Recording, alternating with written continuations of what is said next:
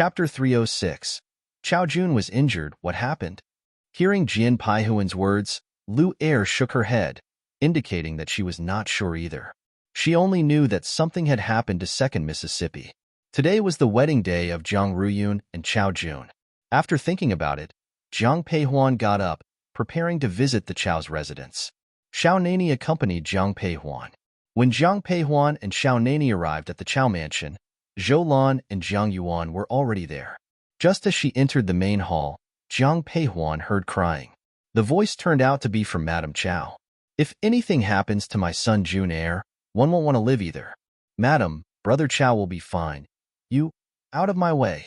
Seeing Madame Chao in tears, Jiang Ruyun stepped forward, wanting to console her. However, before she could touch Madame Chao, her hand was slapped away. Jiang Peihuan, who came over, saw this scene. She frowned but said nothing. From the words of the maids, Jiang Peihuan thought that Jiang Ruyun had encountered some trouble. But now, it seemed that Chao Jun was the one in trouble.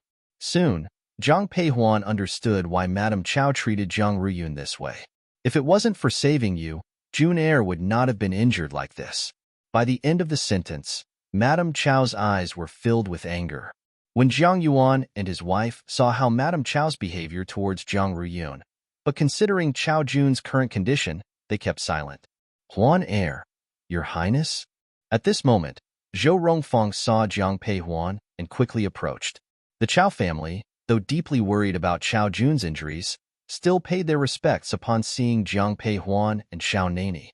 Jiang Peihuan stepped forward to support Madame Chao, then said softly, Madam, I have some knowledge of medicine. May I take a look at young Master Chao? Madam, please allow my elder sister to examine Brother Chao. Her medical skills are exceptional. Before Madame Chao could reply, Jiang Ruyun spoke first. Although she had some displeasure towards Jiang Ruyun in her heart, Lady Chao was still concerned about her son. So, she nodded to Jiang Peihuan and said, Then, thank you, Queen Cheng. Jiang Peihuan did not say anything and walked straight in. Xiao Nani stayed by Jiang Peihuan's side, and no one dared to comment. Chao Jun lay on a bed, covered in blood. Jiang Peihuan reached out to feel his pulse. While checking his pulse, she frowned. She then carefully examined the wounds on Chao Jun's body. His injuries were not too severe. However, the tendons in Chao Jun's right wrist had been severed, meaning his right hand was now useless. Knowing that the Chao family had a scholarly background and that Chao Jun was destined to be a writer, this was devastating. But now, Queen Cheng, how is my Jun Er? Madame Chao, who had been watching Jiang Peihuan's every move, immediately asked her after the examination. Hearing Madame Chao's inquiry, Jiang Peihuan said softly, Young Master Chao's injuries will heal with proper care and won't be life-threatening.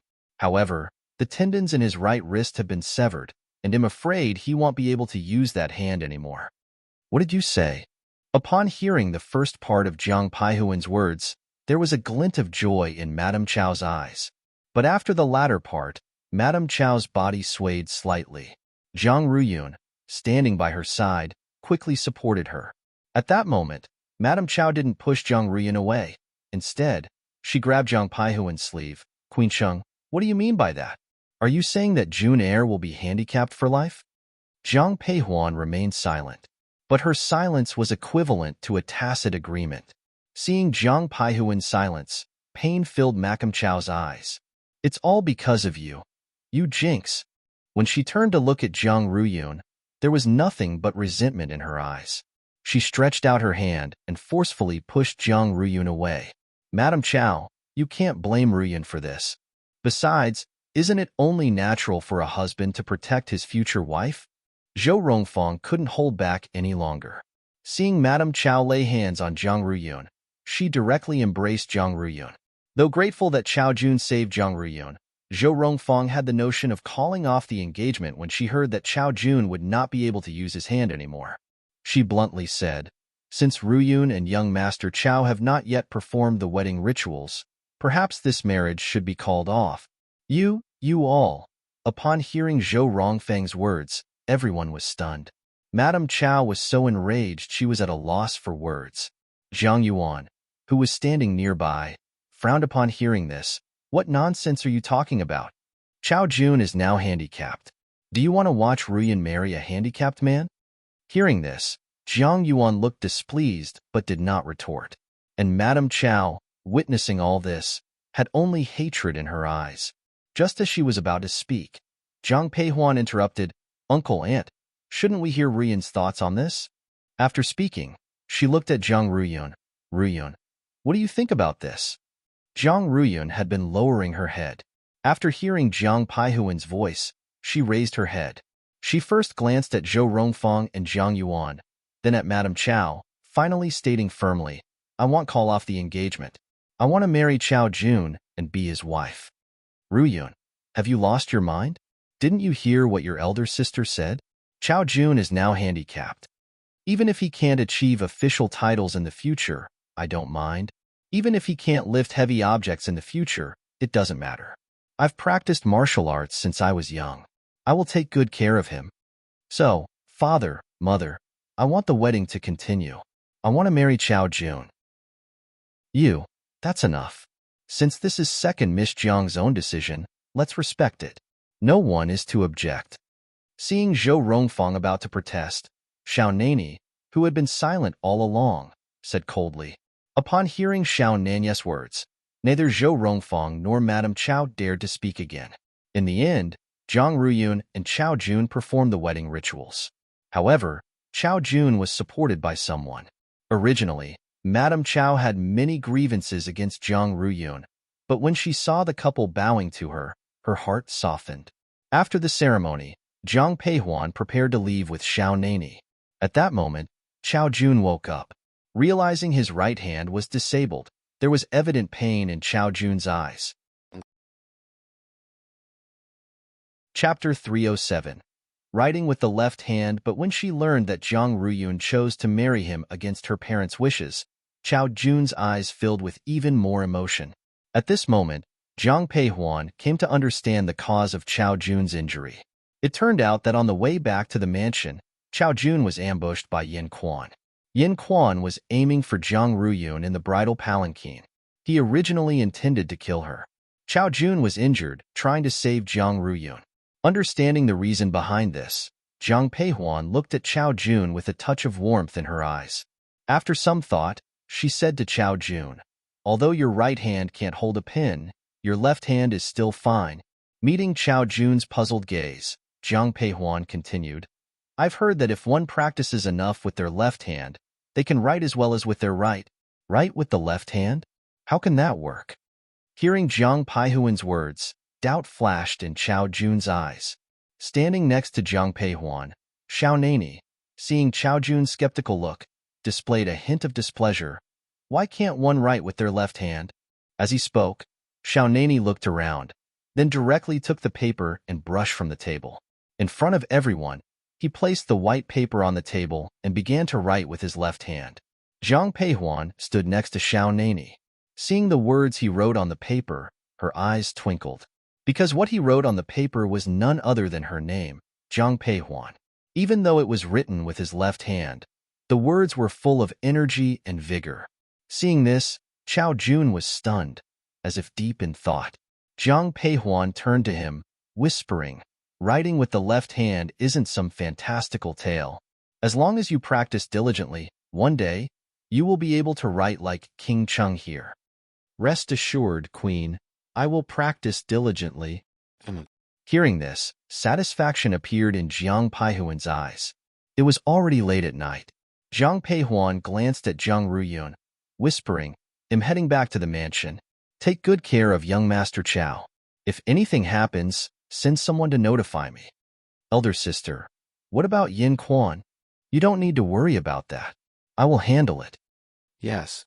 Hearing Zhang Peihuan's words, Zhang Ruyun nodded. Subsequently, Zhang Peihuan and Xiao Nani left the Chao mansion.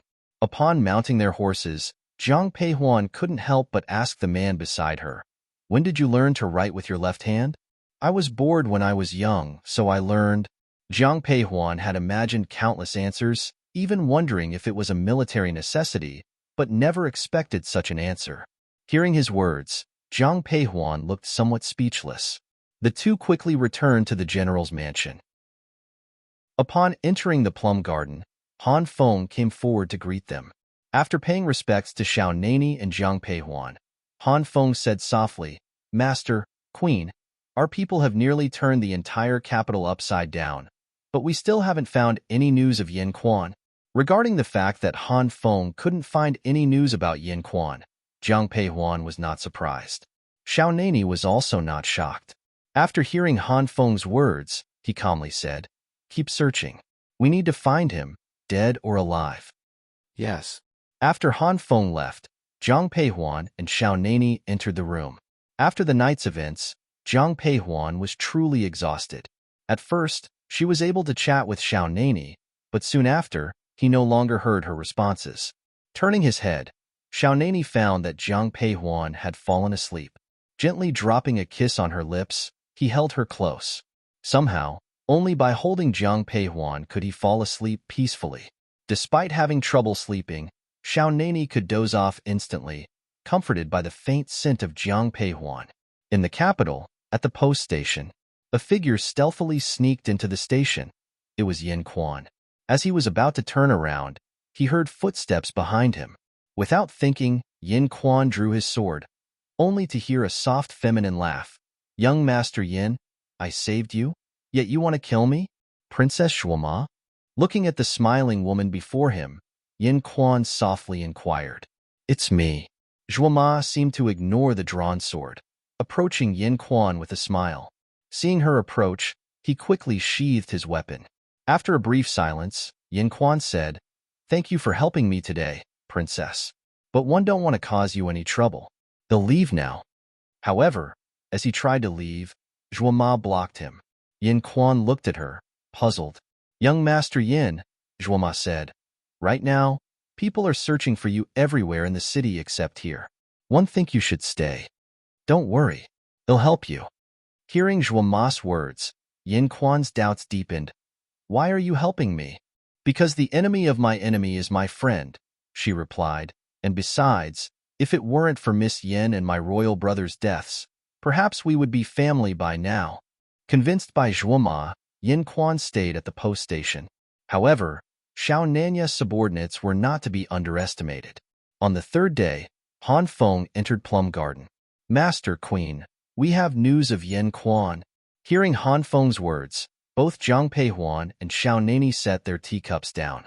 Soon after, they rode towards the post station. Han Feng had the place surrounded, so when Jiang Peihuan and Xiao Nani arrived, Yin Quan, who was trying to escape, was caught. "Jiang Peihuan, if you have the guts, kill me now. Otherwise, they'll never spare you," he shouted angrily at her. Before Jiang Peihuan could reply, Xiao Nani drew his sword. "Since you wish to die, they'll grant it." As he lunged at Yin Quan, someone suddenly intervened, blocking Xiao Nanya's blade. It was Xiao Juanhao. Seeing Xiao Juanhao block his attack, Xiao Nanya's eyes showed surprise, quickly replaced by mockery. Witnessing the mocking look, Xiao Junhao's grip on his sword trembled, but he held firm. Remembering his purpose there, Xiao Juanhao smiled and said, "Imperial uncle, am here on the emperor's orders to bring young Master Yin to the palace. So, I can't let you kill him. I hope you understand." Chapter 308. The Emperor summons. Xiao Junhao's smile deepened when he said the last sentence. Although there was a smile on Xiao Junhao's face, his eyes held no hint of amusement, only a cold, piercing gaze. With the decree from Emperor Qiming, Jiang Peihuan could only watch as Yin Quan was taken into the palace. Once Yin Quan was taken away, Jiang Peihuan realized that this matter would likely be downplayed. Sure enough, an hour later, news came from the palace. Yin Quan was punished with 20 lashes, but other than that, he faced no further consequences. The Chao family, upon hearing the emperor's decision, felt resentment. However, it was the emperor's decision, and even if they were unhappy, they could not voice their grievances. At the Yin residence, "Your Highness, Prince Qing, I am truly grateful for your help this time. Lord Yin is too courteous. It's my duty." Upon hearing Xiao Junhao's words, Lord Yin said nothing more but glanced at Madame Yin. After a moment, Madame Yin placed a box next to Xiao Junhao. Then, Lord Yin said with a smile, Prince Qing, this is a small token of my gratitude. One hope you will accept it. Opening the box, Xiao Juanhao found it filled with silver notes. Seeing the silver notes, Xiao Junhao's eyes widened in surprise. He promptly closed the box and pushed it back towards Lord Yin, saying, "One cannot accept this. The Yin family has just contributed 100,000 taels to my father, the Emperor. How can one take more from Lord Yin? Your Highness, what we gave to the Emperor was for him. This is for you. If you don't accept it, it means you don't acknowledge our gratitude. This, Quan Heir, is the only son of the Yin family. If anything were to happen to him, how could one live on? So, these silver notes are a token of my gratitude to you and are nothing significant. Please, Your Highness, accept them." Hearing Lord Yan's words, Xiao Juanhao looked conflicted. After a long pause, he finally took the box, saying, "In that case, I will humbly accept." Jiang Peihuan only found out about the Yin family's tribute of 100,000 taels to Emperor Qi Ming the next day. When she learned of it, her eyes were filled with disbelief. In her past life, she knew that Emperor Qi Ming wasn't a wise ruler. But in this life, she felt he was even more incompetent. However, she couldn't voice these thoughts, neither in front of Xiao Nani nor in front of her family. Soon, Jiang Peihuan had other matters to deal with, as disasters began breaking out all over the Qi kingdom. While there was heavy snowfall in the capital, Jiang Peihuan had been distributing porridge, so the situation there was manageable. But outside the capital, the disasters were severe. Due to these calamities, both Jiang Hong and Xiao Nani were busy from dawn till dusk. On the evening of the third day, Jiang Peihuan and the entire Jiang family went to the Chrysanthemum Hall. The men of the Jiang family wore grave expressions. Seeing this, Jiang Peihuan turned to Jiang Hong and whispered, "Father, has something happened at court?" Hearing Jiang Peihuan's voice, Jiang Hong's expression softened slightly. However, he did not respond. Instead, he looked at Xiao Nani.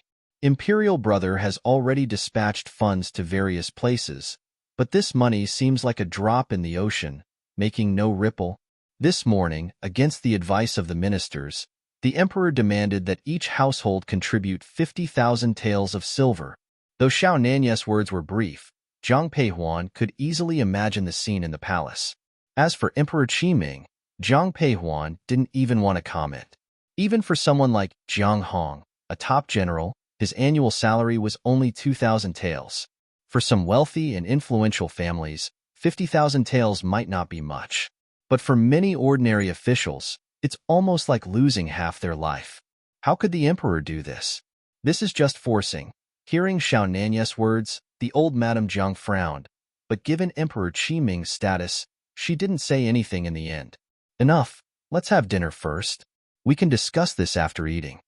Hearing old Madame Jiang's voice, everyone began to eat. Just as they were about to start, Nanny Su entered the room.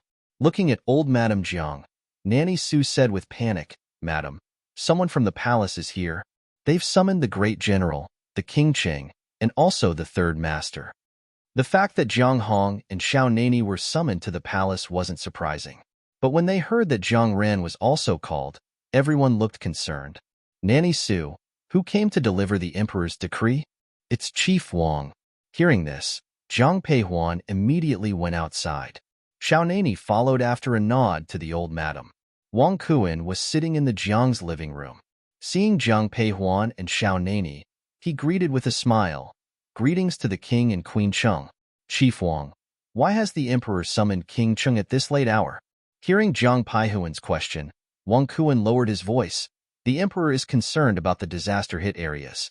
Prince Qing went to see him and mentioned the Liu family." After these words, he fell silent. Thanking him, Jiang Peihuan whispered, "Thank you, Chief Wang. You're too kind, Queen Cheng." A moment later, Jiang Hong, Jiang Run, and Xiao Nani entered the palace. Seeing them enter, Emperor Qi Ming said, "Rise. Great General Jiang, I've called you today because of the disaster situation. Jiang Ren, isn't your wife a daughter of the Liu family?"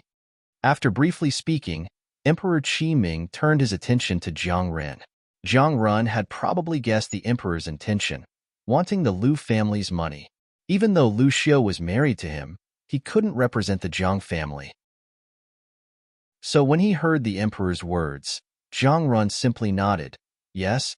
After that, he remained silent. Seeing Jiang Ren's attitude, Emperor Qi Ming frowned. At that moment, Xiao Juanhao laughed softly. General Jiang, the Lu family is the top merchant of Qi Kingdom.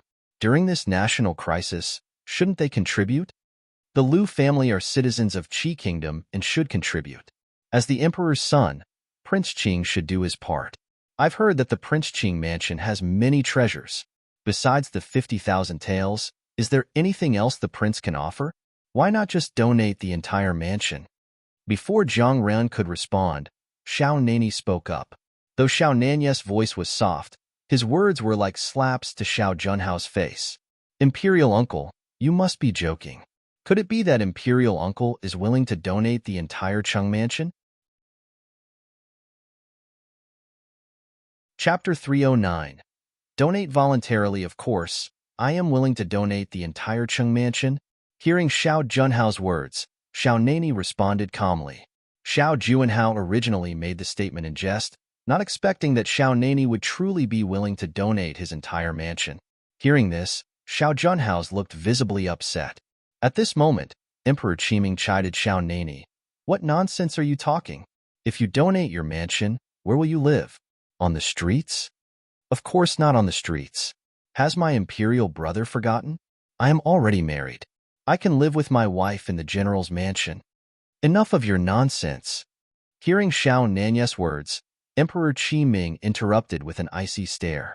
Looking at Xiao Nani, he said with a gloomy face, you, as a distinguished king, live with your wife in the Jiang family's house every day. What kind of image is that? As long as one can solve the problem for imperial brother, I don't mind staying with the Jiang family. Shut up. Before Xiao Nani could finish, Emperor Qi Ming interrupted him with a cold gaze. Seeing this, Xiao Nani didn't say anything else. When Jiang Hong and Jiang Run heard their conversation, had smiles at the corners of their mouth. However, they lowered their heads silently and pretended not to hear anything. At this moment, Emperor Qi Ming looked at Jiang Ren. Prince Qing is right. The Lu family is a royal merchant, so they should contribute to this disaster. What do you think, General Jiang? Your Majesty, am not familiar with the Lu family's situation. Therefore, Your Majesty should be asking the Lu family about this, not me. Hearing Jiang Ren's words, Emperor Qiming frowned. He had called in the Jiang family members to avoid appearing as if he was forcibly seizing assets. However, what Emperor Qi Ming did not know was that the Lu family was already prepared to take the initiative to donate. At the Lu family residence, Zhang Peihuan looked at the members of the Lu family, finally resting her gaze on Lu Hao, cousin Lu. It seems the emperor is intent on taking the Lu family's silver. Instead of waiting for the emperor to ask, the Lu family should take the initiative. This way, the Lu family will have some room to negotiate. Eldest miss, we understand. I will go to the palace right away. After speaking, Lu Hao immediately stood up. Exanair, please take good care of the eldest miss and aunt. Elder brother, don't worry. Now, most of the Lu family's affairs are managed by Lu Hao. After paying his respects to Lu Xiao, Lu Hao headed directly towards the palace. In the Qinqing Hall, seeing that the family members were not responsive, Emperor Qi Ming's eyes were filled with anger. In that case, I will summon the Lu family members to see if they are willing to help alleviate my concerns. After saying this, Emperor Qi Ming turned to Wang Kuan. But just as he was about to speak, a young eunuch entered. Your Majesty, Lu Hao has arrived to seek an audience. Hearing this, everyone in the hall was stunned. The smile on Xiao Junhao's face froze. Emperor Qi Ming was silent for a few seconds before saying, let him in. Lu Hao, dressed in white, slowly entered the Qinqing Hall. Approaching Emperor Qi Ming, Lu Hao gently knelt. Your humble servant pays his respects to your Majesty. Get up. Although Lu Hao is a merchant, he exudes an extraordinary aura. As such, Emperor Qi Ming held a favorable impression of him.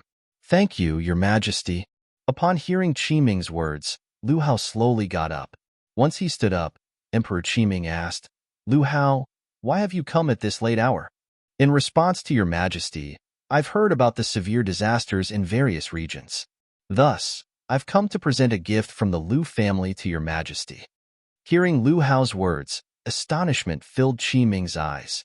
Seemingly unaffected by Qi Ming's surprise, Lu Hao continued after a brief pause.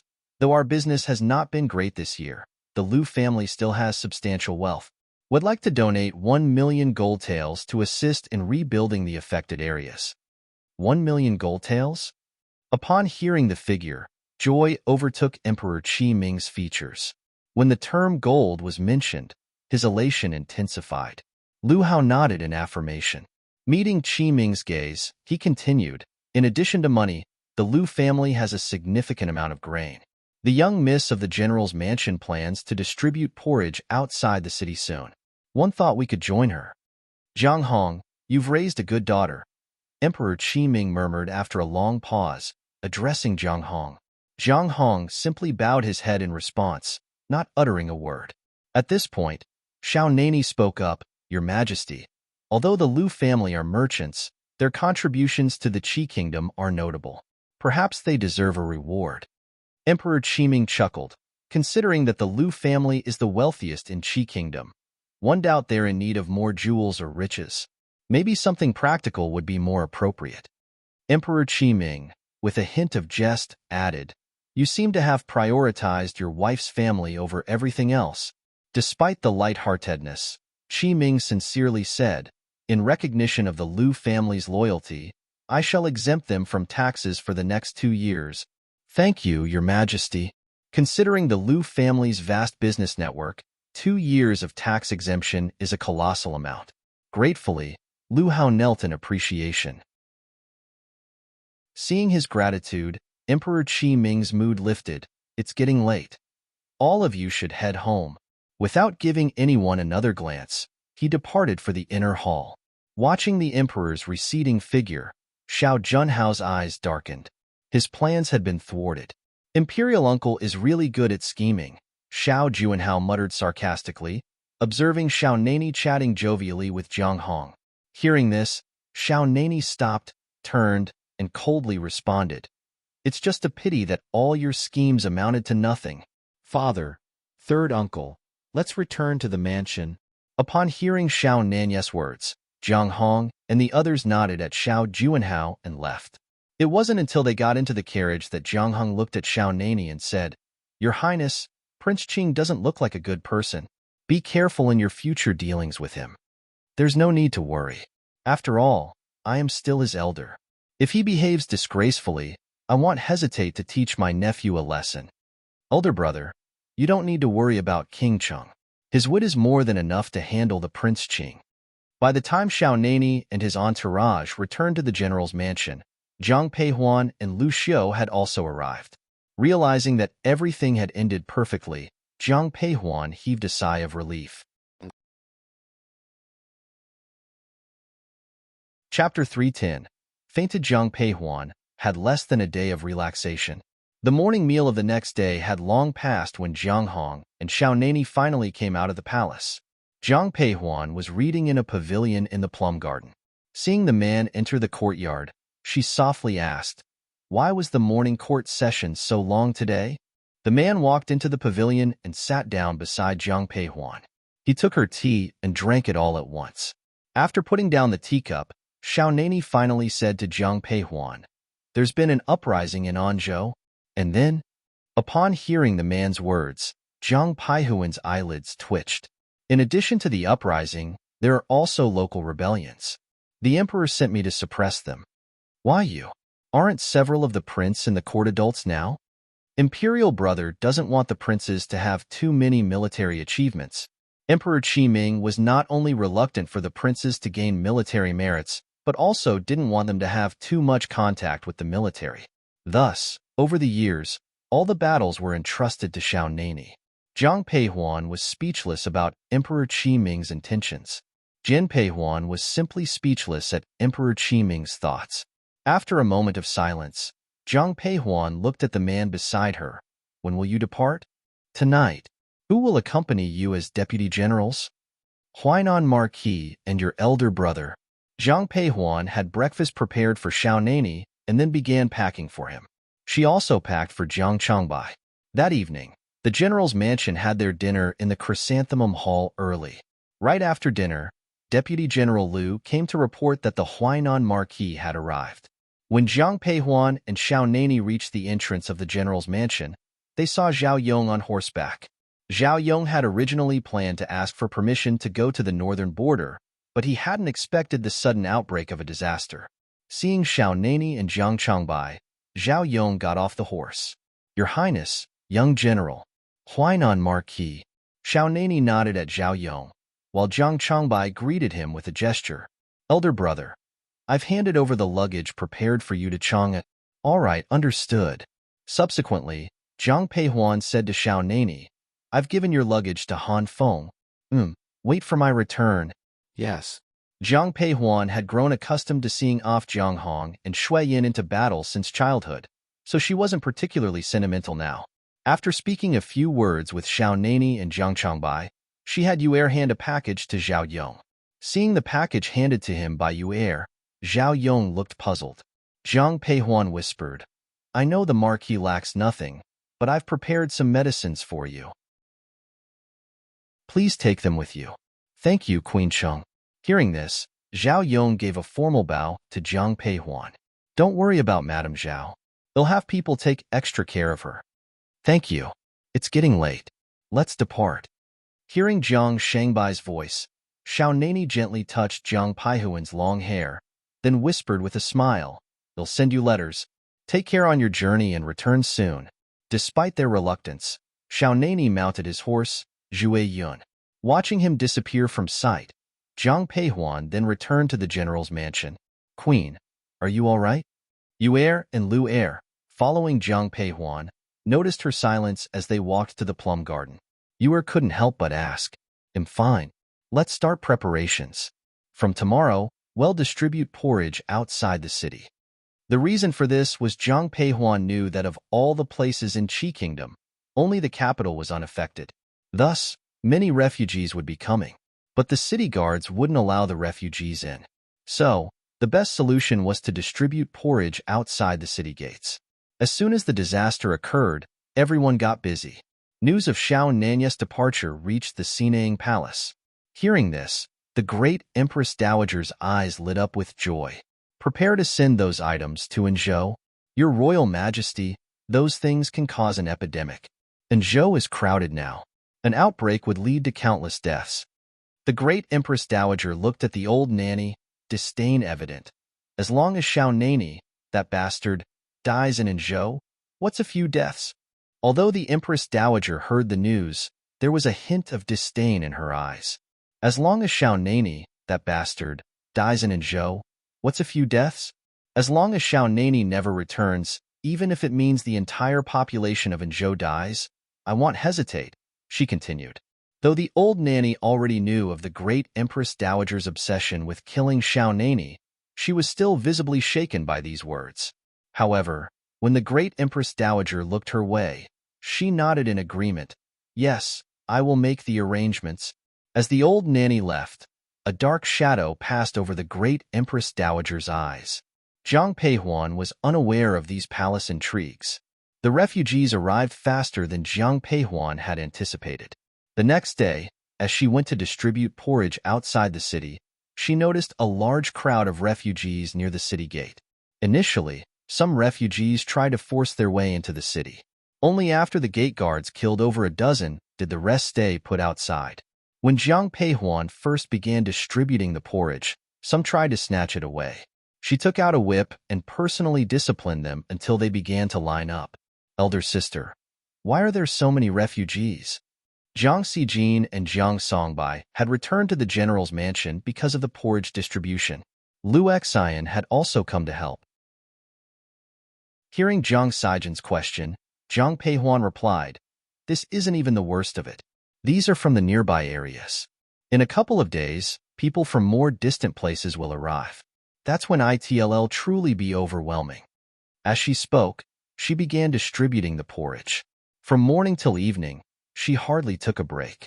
As night approached, Zhang Peihuan stood up, feeling a sudden wave of dizziness.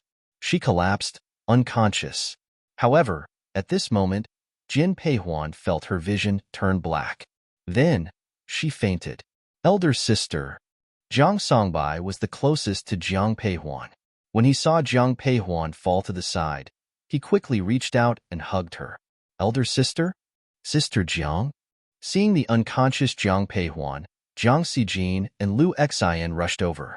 Cradling Jiang Peihuan in his arms, Jiang Songbai said to Jiang Xijin, Xijin, "They'll take elder sister back to the mansion. You handle things here. I want to go back too." No, eldest sister said once the distribution starts, it can't stop. Big brother has already gone toEnzhou. You have to stay. Lu Xian, witnessing this, said, Songbai, take sister Jiang back. They'll stay with Xijin. Thank you, cousin. After nodding to Lu Xian, Jiang Songbai carried Jiang Peihuan onto a carriage. When they reached the general's mansion, he took Jiang Peihuan from the carriage and yelled, "Someone, call the doctor, quickly." Chapter 311. Jiang Peihuan is pregnant. When the maids of the mansion saw Jiang Songbai carrying Jiang Peihuan inside, worry appeared in their eyes. Upon hearing Jiang Songbei's shout, they hurriedly went to fetch the mansion's doctor. Some people also went to the Chrysanthemum Hall in Yinlin to report. When the Jiang family heard the news, they rushed to the plum garden immediately. Even the old madam held Nanny Zu's hand and went to the plum garden. Jiang Songbai carried Jiang Peihuan into the plum garden and placed her on the bed. Where's the doctor? Why isn't he here yet? Seeing Jiang Peihuan's pale face, Jiang Songbai was full of anxiety. He, being the youngest son of the general's mansion and having always studied in the academy, the maids of the general's mansion had always thought that the third young master had the mildest temperament. Now that they saw Jiang Songbei's appearance, everyone was shocked. Young master, the doctor is here. When Ping'an saw his young master carrying the young miss and rushing back to the mansion, he hurriedly followed him back. Ping'an pulled the doctor and brought him directly to Jiang Peihuan's room. Greetings, third young master. Don't bother with formalities. Just check on my eldest sister. Before the doctor could finish, Jiang Songbai hurriedly cut him off and stepped aside. The doctor then took Jiang Peihuan's pulse. While the doctor was checking, Jiang Songbai didn't dare to speak, even trying to breathe softly. Huan, Shuiyan, supporting the old madam, entered the room hastily and saw the doctor checking the pulse. Seeing this, she instinctively stopped shouting. The doctor alternated between frowning and smiling. After releasing Jiang Peihuan's hand, he greeted the old madam and Shuiyan. Congratulations, doctor. What are you saying? My elder sister fainted, and you're congratulating? Before Shuiyan and the old madam could respond, Jiang Songbai, filled with anger, spoke out. Both the old madam Jiang and Shuiyan were stunned, but a few seconds later, the old madam, with excitement in her eyes, asked the doctor, "Do you mean Huan is pregnant?" "Yes, the eldest miss is indeed pregnant." "That's wonderful, truly wonderful." Old Madam Jiang and Shuiyan were excited when they heard the doctor's words. Jiang Songbai was stunned. His elder sister was pregnant. He was about to become an uncle. Thinking of this, Jiang Songbei's face was full of smiles. Looking at Lu Xiu standing behind, he grabbed her hand. "Mother, did you hear? My elder sister is pregnant. I'm going to be an uncle." Jiang Songbai was beaming with happiness and excitement. Lu Xiu had a great relationship with Jiang Peihuan, and upon hearing this, her eyes were also full of smiles. But Shuiyan, seeing the still unconscious and pale-faced Jiang Peihuan, turned to the doctor. "How is Huan health now? Why is she so pale?" "Madam, don't worry. The young lady is just exhausted. Coupled with her pregnancy, it led to her fainting. A few days of proper rest should make her fine. Do you need to prescribe any medicine?" "No need. The eldest miss is in excellent health. Just adjust her diet and eat more nutritious foods. Medicines have their side effects, and given her current situation, it's not suitable for her to take any. Yuzhan, remember to reward the doctor when you send him out." Old Madam Jiang looked at Nanny Su and said in a low voice, "Yes." Nanny Sue replied softly when she heard the old madam's words. The entire Jiang mansion was filled with joy upon learning of Jiang Pei Huan's pregnancy. By the time Jiang Pei Huan woke up, it was already night. As she opened her eyes, she was somewhat dazed. Huan, you're awake? The old Madame Jiang had been asked to rest because of her age, but Shui Yin, worried about her daughter, had been keeping vigil in the plum garden. Seeing Jiang Peihuan's eyes flutter open, she immediately approached. Upon seeing Shui Yin sitting by her bed, Jiang Peihuan quickly sat up. Mother, why are you here? You must be careful now that you are pregnant. No more rash actions. Child. Mother, what are you saying? I'm saying that you're pregnant, Huan. You're going to be a mother. Shui Yan's eyes sparkled with happiness. However, hearing these words, Jiang Peihuan was completely stunned. She was pregnant. She was going to be a mother. She lowered her gaze to her still flat belly, reaching out to gently touch it. While there was no visible bump, the realization that a new life was growing inside her felt incredibly surreal. Apart from the joy, there was a hint of complexity in Jiang Peihuan's eyes. This life was different from her previous one. In her past life, by this time, the Jiang family was on the brink of collapse, and she had no chance to get married or have children. But now, she was already expecting her own child. Huan, this is a joyous occasion. You should inform King Cheng, Shui Yin reminded her. Your father has already gone to the palace to share the good news. Given Xiao Nanye's unique position, he should have been the one to report the happy news in person. But with his absence and Jiang Peihuan's indisposition, Jiang Hong decided to go on their behalf. In the imperial palace, within the Qianqing Hall. You said what? Emperor Qi Ming's eyes were wide with surprise, so much so that he accidentally dripped ink onto the paper from his brush. Seeing the emperor's delighted expression, Jiang Hong proudly announced, My daughter, Huan, is pregnant. I'm about to become a grandfather. The emperor's joy was palpable, but when he saw Jiang Hong's smug expression, he suddenly felt a bit uncomfortable. After all, in terms of familial relations, he would only be an imperial uncle to the child, while Jiang Hong would be a grandfather. Yet, thinking of the child was Xiao Nanyes, the emperor's eyes twinkled with happiness again. Turning to Wang Kuan, he ordered, Go to the storeroom and see if there are any tonics. Let the great general take them later to help Queen Cheng to regain her strength. At that moment, a eunuch announced outside, Your Majesty, the Empress wishes to see you. Let the Empress in, the Emperor commanded. Soon after, the Empress entered the Qianqing Hall. As Jiang Hong was about to bow to the Empress, she stopped him. Great General, no need for formalities. I've heard about Queen Cheng's pregnancy and have prepared some tonics. Please take them with you when you leave the palace, she said. Thank you, Your Royal Majesty, Jiang Hong replied. The Empress smiled. You're too polite.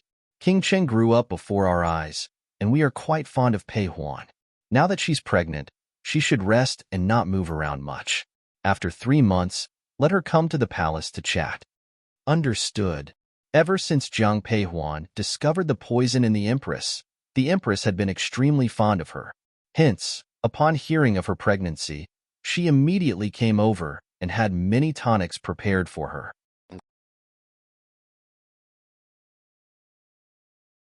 Chapter 312.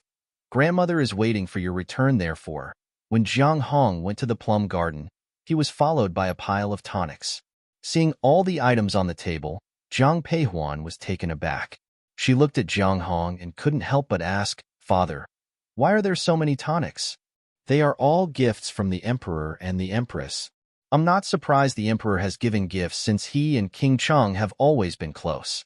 But why does the Empress' gift seem even more generous than the Emperor's? Jiang Peihuan was aware of the reason, but hearing Jiang Hong's words, she gently replied, Xiao Nani grew up in the palace, and the Empress took good care of him. One suppose it's out of happiness. Hearing this, Jiang Hong said nothing more. Jiang Hong looked at Jiang Peihuan with a smile. Huan, for now, you should rest at home and stop distributing porridge. Leave such matters to your younger sister. Also, remember to send a letter to His Highness. I know. Father, Mother, it's getting late. You both should return to Yinlin and rest. Huan Air, how about I stay with you tonight? Upon hearing Jiang Paihuan's words, Shui Yin softly responded, a worried look in her eyes. However, Jiang Peihuan couldn't help but laugh. Mother, haven't you forgotten that once studied medicine? You're still treating me like a child. Rest assured, with you Air and Yi Xiao here, you'll be fine. Hearing this, Shui Yin and Jiang Hong left Plum Garden together. Having slept for a while, Jiang Peihuan wasn't sleepy now. After they left, she turned to Yu Air, who was by her bed. Prepare the ink and brush for me. My queen, are you writing to King Cheng? Jiang Peihuan didn't speak, but nodded with a smile. Everyone was overjoyed at the news of Jiang Peihuan's pregnancy, but some weren't pleased, like Xiao Juanhao. You said Jiang Peihuan is pregnant? Yes, I just got the news. Hearing Xiao Junhao's words, Pei Wu spoke softly. Xiao Junhao's eyes darkened. She's actually pregnant? After saying this, his expression grew complex. Where's the princess consort? She's in the main courtyard. Master, do you want to? Before Pei Wu could finish, Xiao Juanhao took big strides towards the main courtyard. Jiang Yin was reading when she heard that Xiao Juanhao had arrived. She quickly went to greet him. Greetings, Your Highness. Why are you? Before Jiang Yin could finish, Xiao Juanhao suddenly swept her up in his arms. The servants in the room, seeing this, quickly exited. Confused, Jiang Yin was pressed onto the bed. But as she saw Xiao Juanhao lean in, she instinctively wrapped her arms around his neck. Yet soon, Jiang Yin was left stunned. When Xiao Juanhao buried his head in her neck, he softly called out, Huan Air. Even though the words were whispered faintly, Jiang Yin could hear them clearly. Almost immediately, she thought of Jiang Peihuan. The man's actions grew more and more forceful, yet Jiang Yin did her best to cooperate, enduring the pain. Jiang Peihuan, however, had no idea of what was happening in the Prince Qing mansion. After handing over the letter she had written to Yi Xiao, Jiang Peihuan drifted into a peaceful sleep. In the time that followed, Jiang Peihuan anxiously awaited Xiao Nanyes's reply. However, instead of a letter, she was greeted with news of a plague outbreak in Anzhou. You're saying that there's been a plague outbreak in Anzhou? Facing Yi Xiao, Jiang Peihuan asked with concern evident in her eyes. Yi Xiao's expression was equally grim. She nodded. Yes, the entire Anzhou has been affected. Not only have the common people been infected, but many soldiers have also died or been seriously affected. Where is Xiao Nani now? His Highness is in the army. Upon hearing Yi Xiao's words, Jiang Peihuan swayed slightly. My queen. Seeing Jiang Peihuan's change in complexion, Yi Xiao instinctively moved to support her. However, Jiang Peihuan gripped her arm tightly. Yi Xiao, prepare some medicinal herbs, and make sure to gather a large quantity. We're going to Anzhou. You can't go. One absolutely won't allow you to travel to Anzhou. An hour later, everyone in the general's mansion knew of Jiang Peihuan's intention to head to Anzhou. Jiang Yin was the first to object. Seeing Jiang Peihuan seated, Shui Yan's eyes flared with anger. You've only been pregnant for just over a month.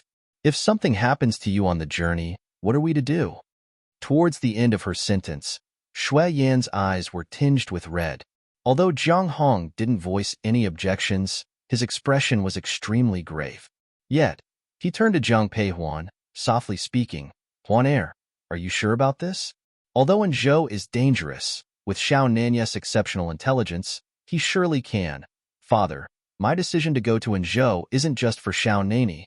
Before Jiang Hong could finish, Jiang Peihuan gently interrupted. Facing her parents, she continued, when one was 13, one followed you to the battlefield, witnessing the life and death struggles of war. For soldiers, dying on the battlefield is an understandable fate. But dying from a plague, it's tragically innocent. Now that I've learned medical skills, one can't just stand by. So, mother, father, please let me go. Both of you, let Huan Air go. At this moment, the old Madame Jiang entered the room, supported by Nanny Su. Mother, grandmother. Seeing the old madam, everyone bowed. Jiang Peihuan moved to assist her. Old Madame Jiang, looking at Jiang Peihuan, gently patted her hand and said with a smile, on your trip to Anzhou, make sure to take care of yourself. Especially now, since you're carrying a child. Grandmother, rest assured, one will return safely. You must not forget, in a month, it will be your 50th birthday. One will definitely come to celebrate with you. Hearing this, tears welled up in old Madame Jiang's eyes. Gripping Jiang Paihuan's hand, she said, 111 wait for your return. If you don't come back, one won't be celebrating my 50th birthday. That very night, Jiang Peihuan set off from the Jiang mansion with Yishao. For this trip toEnzhou, she only brought Yishao. She didn't bring any of her siblings, as she was willing to risk her life, but not theirs. Master, as Jiang Peihuan was about to board the carriage, she heard a distant voice. My queen, it seems to be Miss Cheng.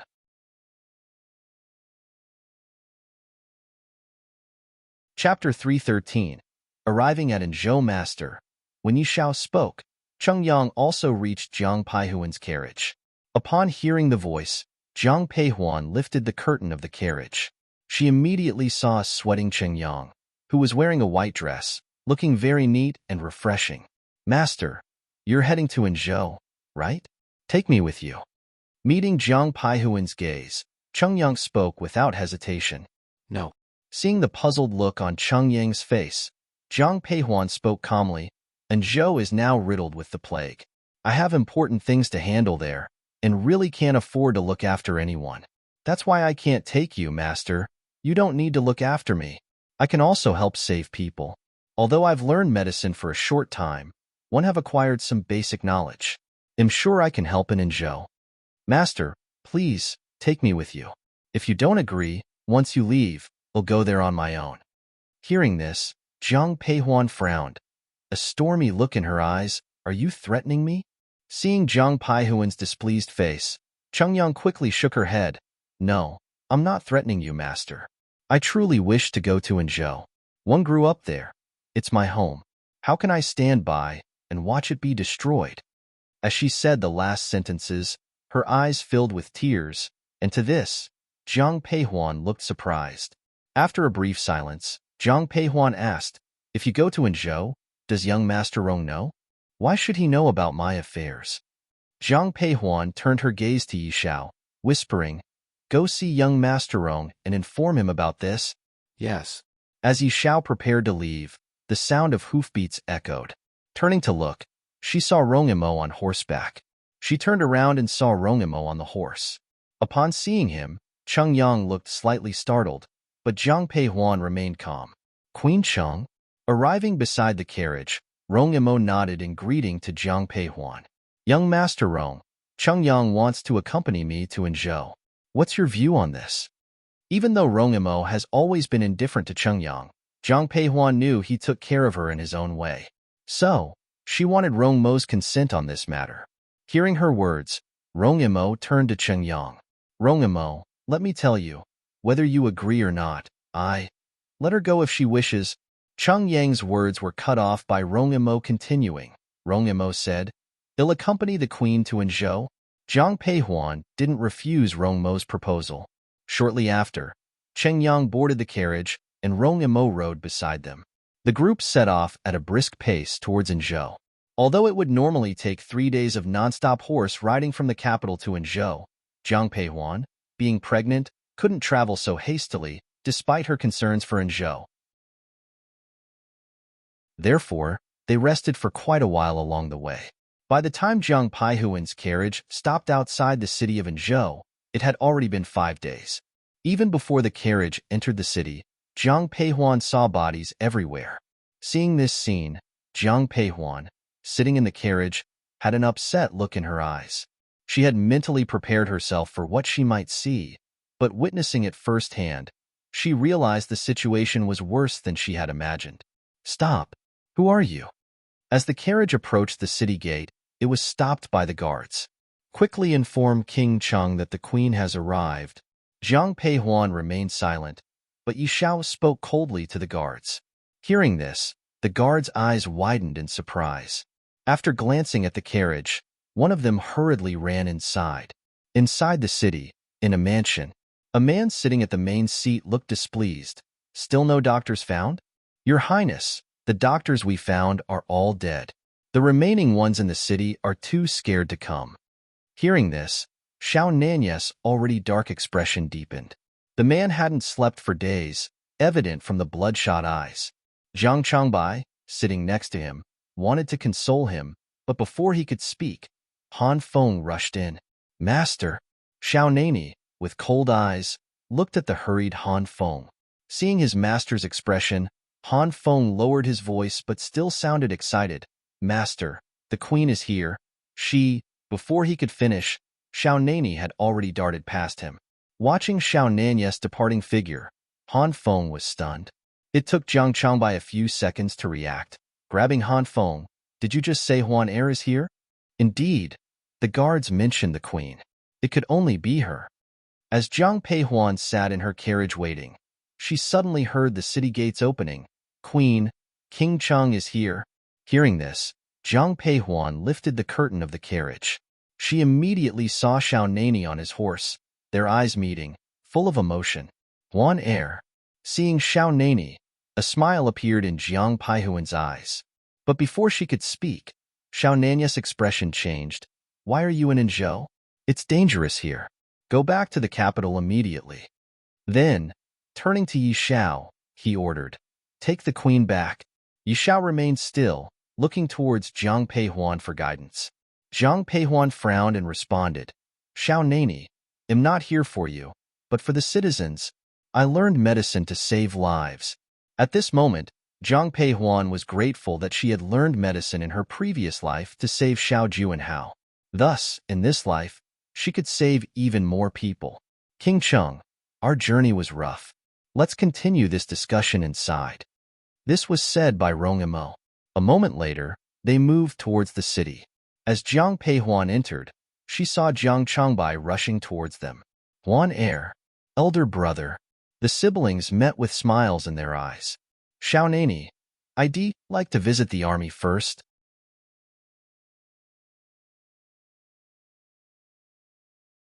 Chapter 314. Saving people upon entering the city. Zhang Peihuan noticed that although there were fewer corpses than outside the city, there were still many. She turned to the man beside her and said, we can delay it a bit. Let's go back and rest first. Hearing Zhang Peihuan's words, Xiao Nani frowned and softly replied. However, Zhang Peihuan, without responding verbally, only looked at him calmly. In the end, Xiao Nani gave in and led her directly towards the military camp. At the entrance of the camp, Zhang Peihuan observed that the condition of the soldiers was relatively good. However, after following Xiao Nani to the tents behind, she discovered the situation was dire. Countless soldiers were packed inside the tents, with exhausted military doctors moving amongst them. Seeing this, Zhang Peihuan immediately stepped forward, signaling to Yi Xiao and Cheng Yang to help examine the soldiers. Yes. The soldiers were taken aback by the sudden appearance of Zhang Peihuan and her party. However, when they saw Xiao Nani, no one voiced any objections. Zhang Peihuan focused on taking the pulse of the soldiers, but the results made her furrow her brows. For hours later, she finally took a break. Huan Er, rest for a bit, said Xiao Nani, who had been careful not to disturb her while she was working. As soon as she paused, he quickly stepped forward to support her. Xiao Nani, are there any operational pharmacies left in the city? Do you need medicinal herbs? Hearing her question, Xiao Nani instinctively responded. After she nodded, he continued, tell me what you need, and I'll have Han Feng fetch it. Zhang Peihuan took a pen and paper from Yi Xiao and wrote down a long prescription, handing it to Han Feng. Get as much of the herbs on this list as possible, she instructed. Yes. After Han Feng departed with the prescription, Zhang Peihuan turned to the soldiers in the tent and said, don't crowd so many people in one tent. It will exacerbate the condition. Reduce the number of people in each tent by half, and boil all the soldiers' clothes and equipment in hot water. The soldiers looked baffled upon hearing her instructions. Seeing their reaction, Xiao Nani sternly said, didn't you hear the queen orders? Snapping back to reality, they immediately responded, greetings to Queen Cheng. Now that they knew Zhang Peihuan was Xiao Nanyes' wife, their attitudes changed instantly. Zhang Peihuan, however, didn't mind. Suddenly, a man in armor rushed into the tent shouting, medic, quickly check on old Lu. He can't hold on much longer. Without acknowledging Xiao Nani or noticing Jiang Peihuan, he grabbed the medic. However, as the man tried to leave, Jiang Changbai stopped him. What happened to General Liu? Those damned enemies poisoned him. Old Liu fell into their trap. Xiao Nani, let's go and take a look, Jiang Peihuan suggested, noticing the medic being pulled away hastily by the armored man. Upon entering the camp, Xiao Nani didn't make a sound but just nodded. When they stepped out of the tent, Jiang Peihuan heard yelling. Following the noise, she saw a man on a stretcher with a full beard. It was General Liu. General Wan, let me go first. How can one examine General Liu if you're holding me like this? Said the military doctor. The man who was grabbing the military doctor, General Wan, quickly released him upon hearing this. From Jiang Peihuan's perspective, she noticed the ashen complexion on General Liu's face, a clear indication that he had been poisoned. After checking General Liu's pulse, the military doctor shook his head and said, "It's snake venom, and there's no antidote." "What nonsense are you talking about? Aren't you a military doctor? If you don't treat him, 111 cut you down," threatened General Wan. "Wan Dashin, stop." Xiao Nani interjected with a cold look when General Wan actually pulled out his blade. It was at that moment that General Wan noticed Xiao Nani. Seeing him, he immediately stopped. His eyes filled with anguish. "Your Highness, how about General Liu?" "Xiao Nani, one can save him," Jiang Peihuan said. "You have a way? Then hurry up and save him." General Wan, desperate and focused only on Jiang Peihuan's words, tried to grab her. However, he was stopped by Jiang Changbai. "Wan, calm down. This is the Queen." "Queen Cheng?" Surprised, General Wan looked at Jiang Peihuan in a new light. Jiang Peihuan, unperturbed, calmly approached General Liu. Checking his pulse confirmed the army doctor's diagnosis. It was indeed snake venom. Then, Jin Peihuan walked to General Liu's side. She reached out and felt his pulse. Just as the military doctor said, General Liu was indeed poisoned by snake venom. Releasing General Liu's wrist, Jiang Peihuan told Xiao Nani, "I can use silver needles to stimulate his acupoints, gathering all the venom to one location. But someone will have to suck out the venom. Would you?" Before she could finish, General Wan interrupted. "They'll do it. 111, suck out the venom. Just treat General Liu." Jiang Peihuan, familiar with the blunt way military men communicate, said, "Are you sure, General Wan? This venom is potent. Even if you spit it out, it'll still harm you." "It doesn't matter. If it saves General Liu, it's worth it," General Wan replied, cutting her off again. Jiang Peihuan, unoffended, simply nodded and began her treatment. She quickly inserted several silver needles into General Liu's body, concentrating on his wrist. Estimating the timing, she asked Xiao Nani for a dagger. He handed one over, and Jiang Peihuan swiftly cut a small slit on General Liu's wrist. General Wan immediately stepped forward, sucking out the blackened, venom-filled blood from General Liu's wrist.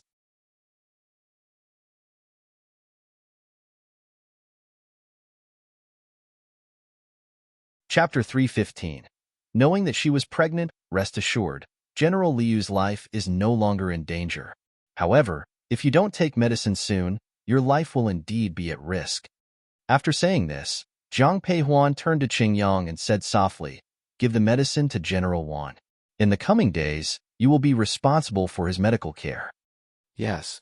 Qingyang had no objections to Jiang Peihuan's arrangement. By the time Jiang Peihuan and Xiao Nani returned to their mansion, it was already evening. After having a casual dinner, Jiang Peihuan collapsed onto her bed. Having traveled for several days, and after all the events in Anzhou, she was utterly exhausted. Not long after she lay down, Jiang Peihuan felt a cold presence approaching. Opening her eyes, she saw Xiao Nani lying next to her. He reached out, pulled her into his embrace, and then gently kissed her. Huan air. Xiao Nani had once scoffed at the saying, "A day apart feels like 3 autumns," but now, he truly understood its sentiment. His breath was warm, instantly dispelling the initial cold. However, upon seeing the intense heat in his eyes, Jiang Peihuan immediately gripped his hand. "Xiao Nani, did you?" Seeing her sudden action, Confusion flickered in Xiao Nanyes's eyes. She whispered, "Didn't you receive the letter I sent you?" "What letter? You wrote to me?" From his response, Zhang Peihuan knew he hadn't received it. After a moment, she said softly, "Xiao Nani, I'm pregnant." Her words were quiet, but they rang clearly in Xiao Nanyes's ears. He was stunned. "Huan Er, what did you say?" She repeated, "I said, impregna." Before she could finish, he embraced her tightly. Holding her, Xiao Nani felt the warmth of her fingertips and whispered, "Huan Er, this isn't a dream, right? You're really here." Zhang Peihuan felt like the man beside her was trembling. Suddenly, Xiao Nani released her, carefully touching her belly. Did I hurt the baby by holding you?" His concern was evident. She smiled and shook her head. "No, but you can't." Her voice trailed off shyly towards the end.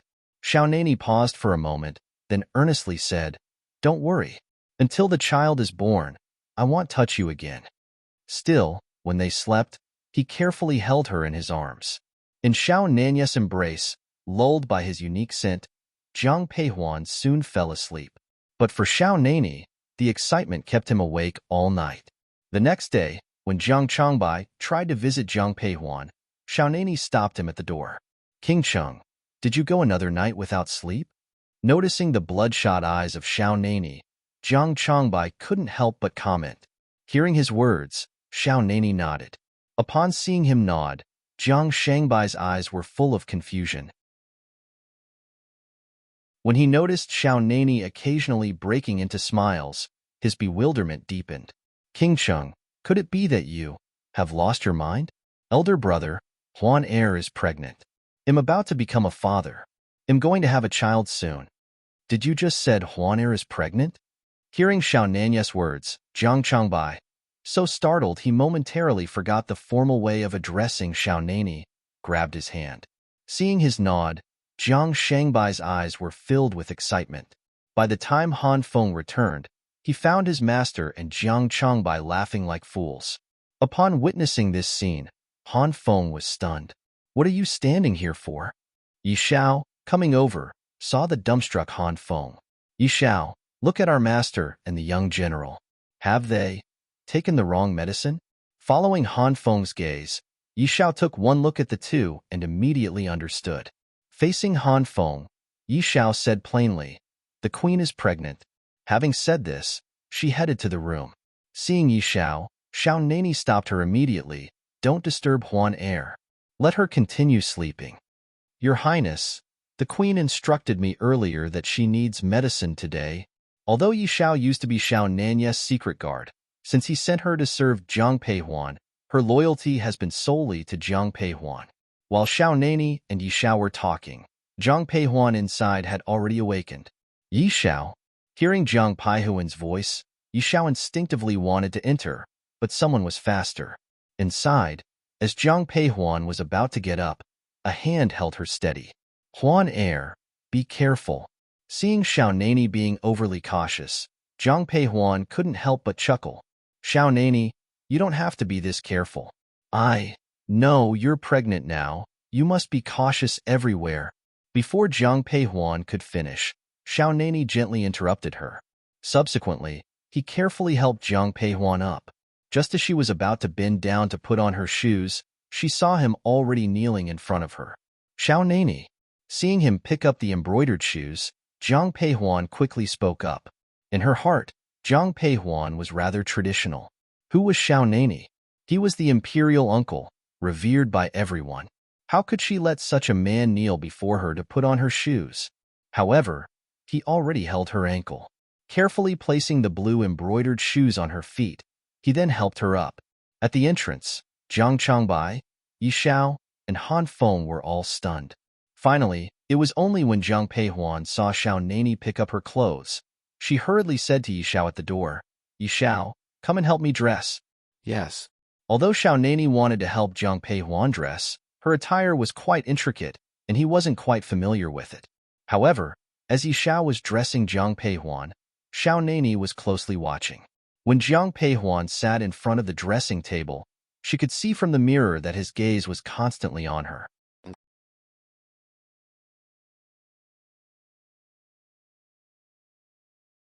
Chapter 316.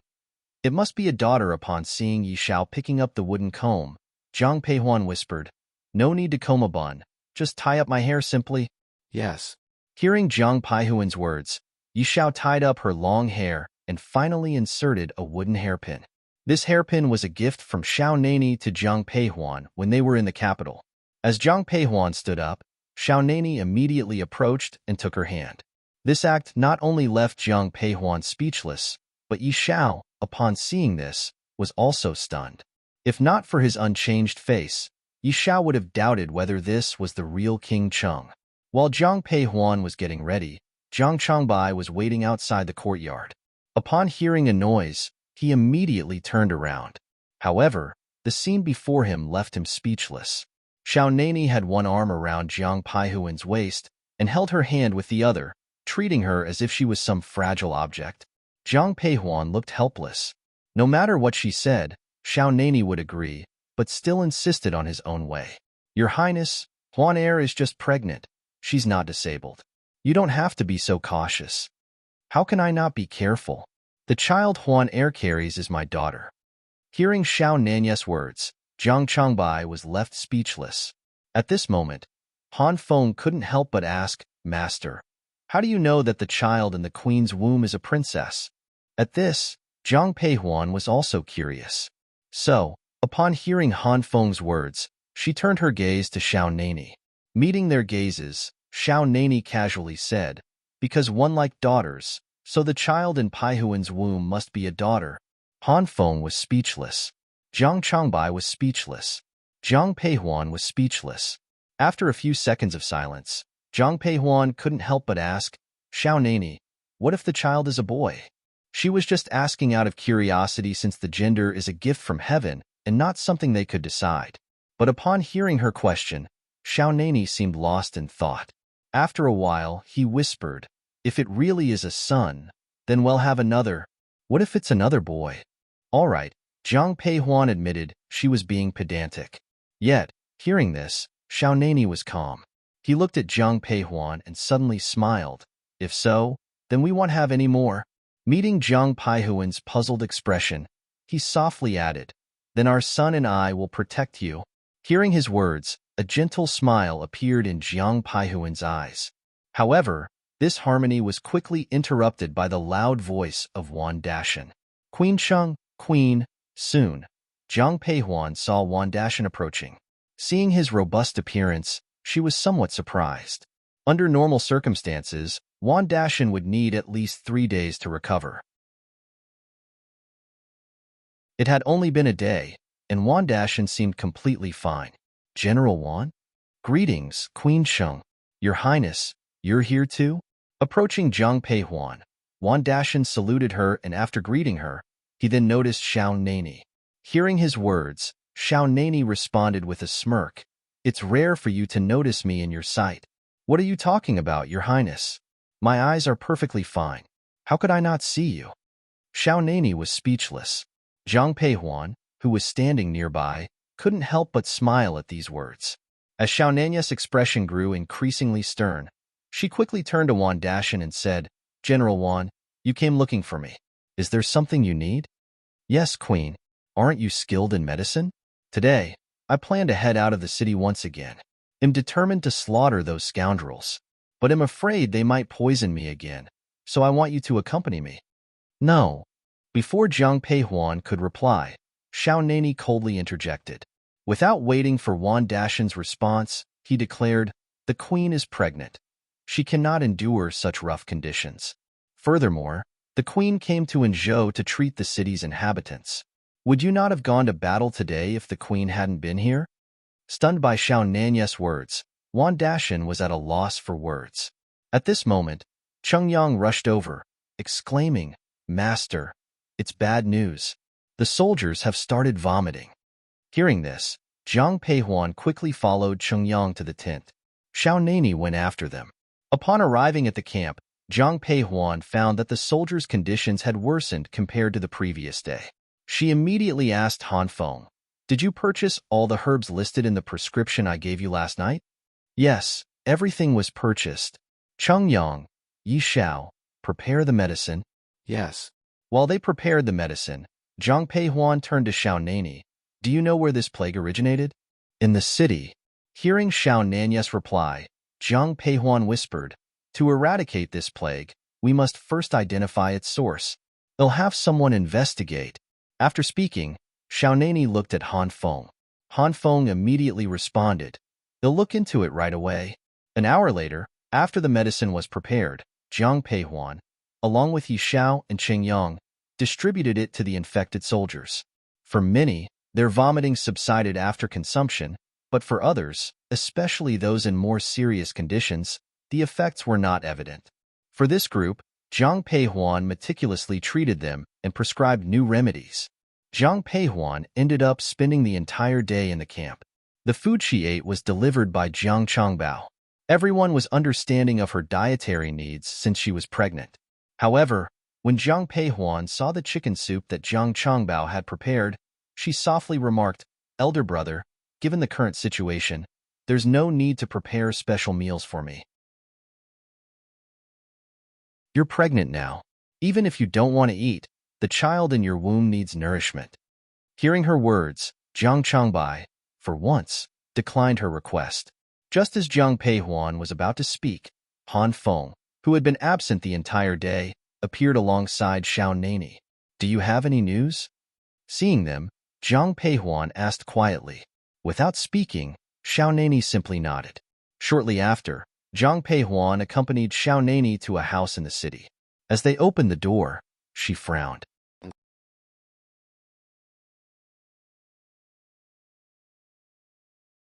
Chapter 317. Gifts. In the courtyard lay several coffins, with only a thin old man sitting. The plague was first discovered here, said Xiao Nani. Upon hearing this, Zhang Peihuan slowly walked into the courtyard. As she approached the old man, Zhang Peihuan abruptly stopped, warning, don't come over. Hearing her voice, everyone halted. Zhang Peihuan quickly covered her face with her badge. She looked at Xiao Nani and the others, whispering, cover your faces. The clothes he's wearing are the source of the infection. A grim expression flashed across Xiao Nani's face upon hearing this. The old man, however, looked surprised after hearing Zhang Peihuan's words. Although he quickly tried to mask it, he still asked, feigning ignorance, what do you mean by that? Zhang Peihuan didn't respond to his question but pressed on. Where did you get the clothes you're wearing? The old man's eyes darted. Though he tried to maintain a calm facade, Zhang Peihuan, who was watching him closely, caught the flicker of unease. However, the old man defiantly replied, these clothes are naturally mine. Nonsense. Interrupting him sharply, Zhang Peihuan coldly challenged, your family, though not starving, is still just an ordinary one. Yet the clothes you're wearing are clearly made of fine cotton. Even in the capital, ordinary people can't afford such fabric. You claim these are your clothes. So, who made them for you? If you bought them, where did you buy them?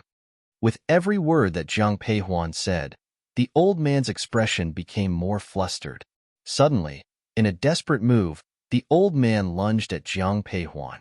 Xiao Nani, always by her side, swiftly raised his leg and kicked him, sending him sprawling to the ground.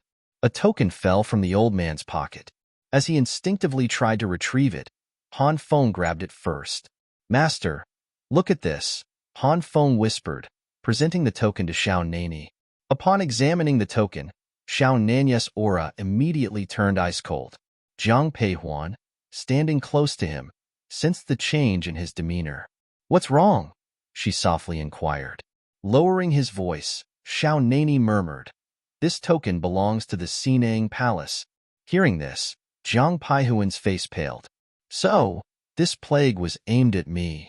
How could she, how can she play with the lives of the city's citizens like this? Anger flared in Zhang Peihuan's eyes, but considering the person's status, she restrained herself. However, Xiao Nani had no such reservations. Gazing at Zhang Peihuan, he coldly stated, in her heart, as long as she achieves her goals, the lives of others mean nothing. When he said the last sentence, Xiao Nani's entire body was filled with a gloomy aura. Seeing him like this, Zhang Peihuan couldn't help but feel a pang of sympathy. Having grown up in the imperial palace, Xiaonani had faced many dangers from a young age. Now, at least, he had the ability to protect himself. But Jiang Peihuan shuddered to think of what he might have faced as a child, defenseless. She could hardly fathom the hardships had endured to survive until now. Softly holding his hand, she whispered, "Don't worry, Anzhou will be safe." Hearing her words, Xiaonani simply nodded.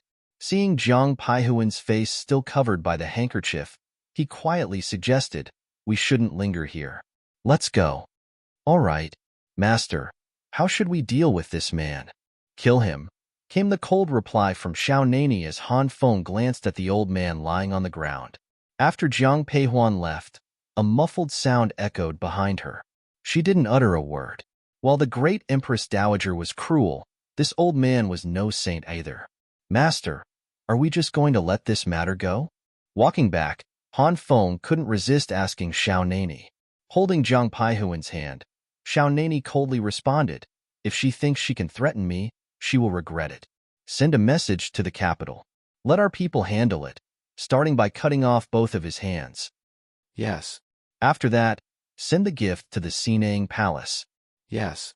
Han Feng, the chief of Xiaonan's secret guards, carried out his master's orders without emotion. However, seeing this side of Xiaonani surprised Jiang Peihuan.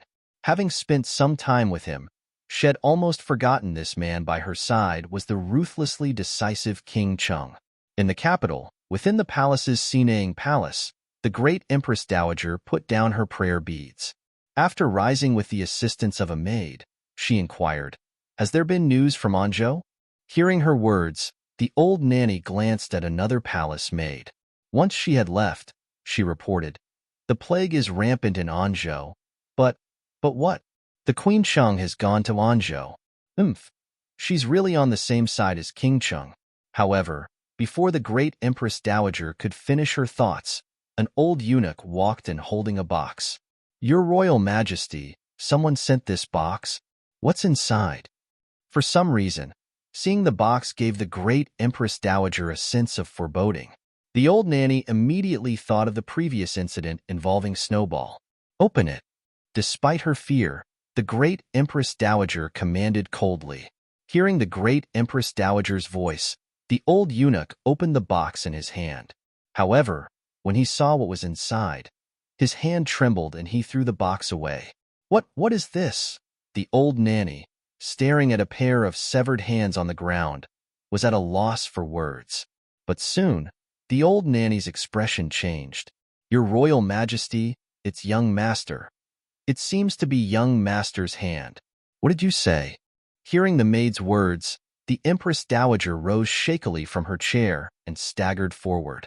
As she beheld the bloody hands on the ground, her vision darkened and she fainted. "Your Royal Majesty." Seeing her collapse, panic and horror filled the old nanny's eyes.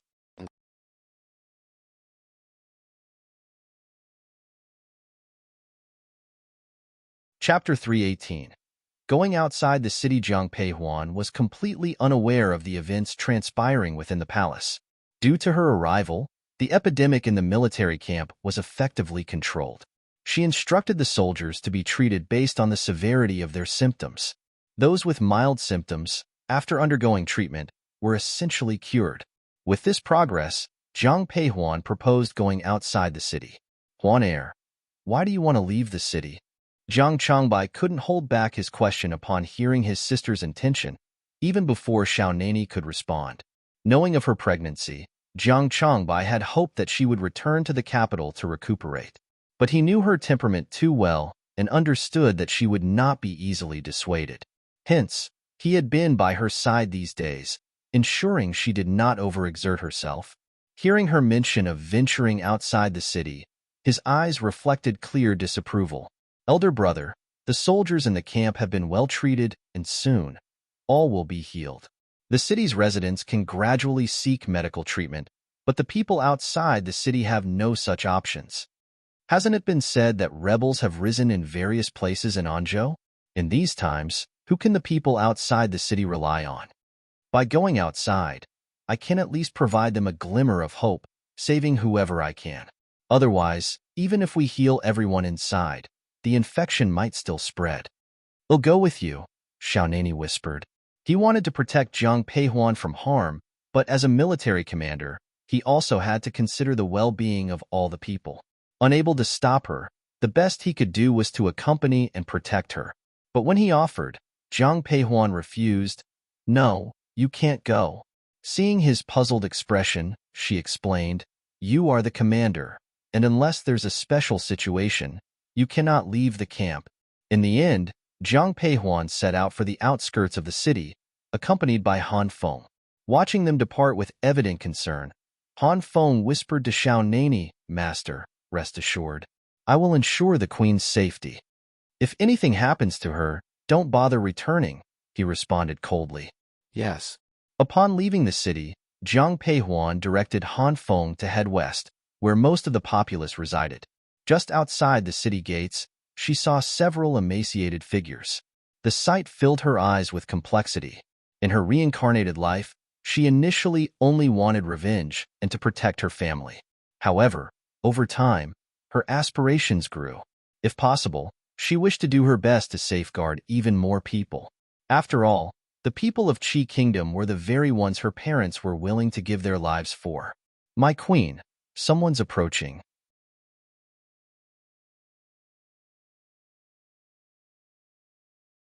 Xiaonani is formidable, but am not afraid of him. Sir, I must admit your skills are admirable. However, there's one thing I don't understand. If you already know who 1 a.m., why bring trouble upon yourself?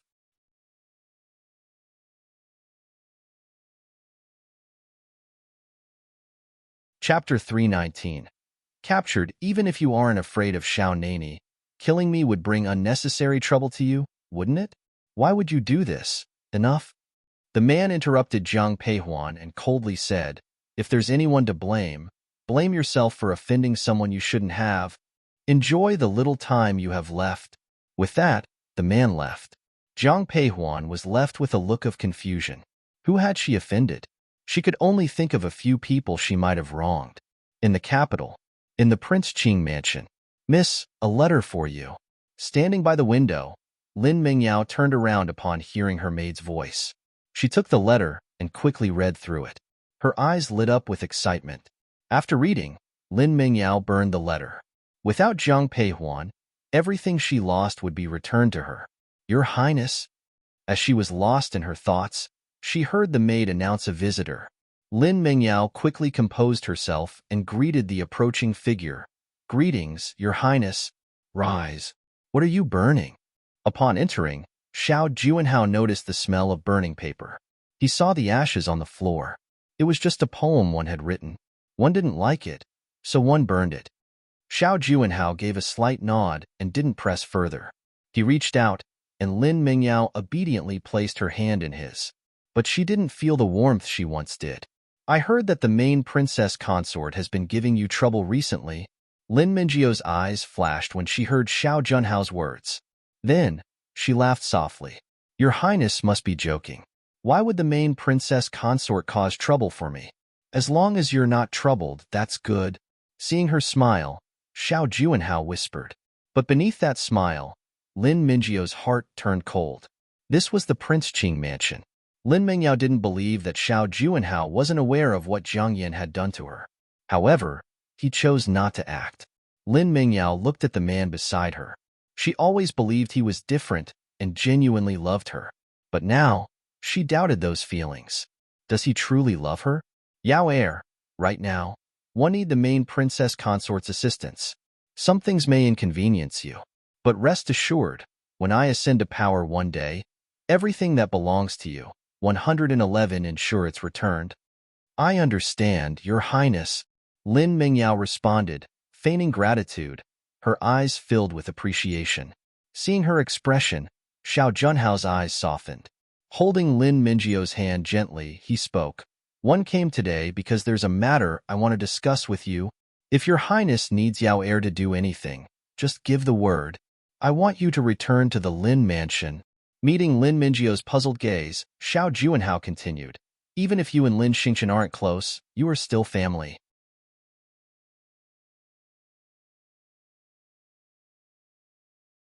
Upon seeing a part of a handkerchief peeking out from his chest, Jiang Peihuan continued, "If I'm not mistaken, the person might be a woman you're fond of, right? My junior sister said you were very clever. I didn't believe her before, but now I do."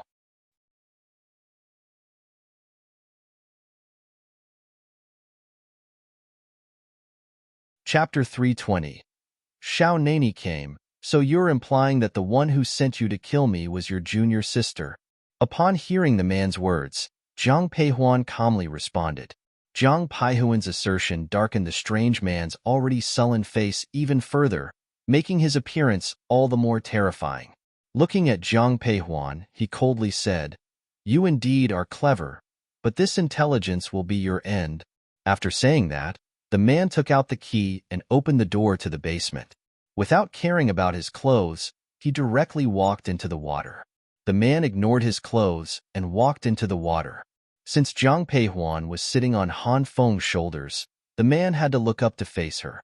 Meeting Jiang Peihuan's gaze, the man's eyes showed a mixture of emotions. "In your next life, remember not to be too smart." Finishing his words, he drew his dagger. Before Jiang Peihuan could react, Han Feng, with fury in his eyes, said, "How dare you try to hurt the queen, and you will surely meet a gruesome end." Hearing Han Feng's words, the man laughed out loud as if he had heard a good joke. Although there was a smile on the man's face, there was no smile in his eyes. If one looked carefully, there was only endless mockery and disdain. "In that case, I'll kill you first." As soon as he finished speaking, the dagger in the man's hand stabbed straight into Han Feng's heart. However, just as he took a step forward, his wrist went limp and the dagger in his hand fell out. The man quickly held onto the wall at the side. If he had not reacted quickly, he would have fallen into the water. The man tried to muster his energy and send out a palm wind, but he was powerless.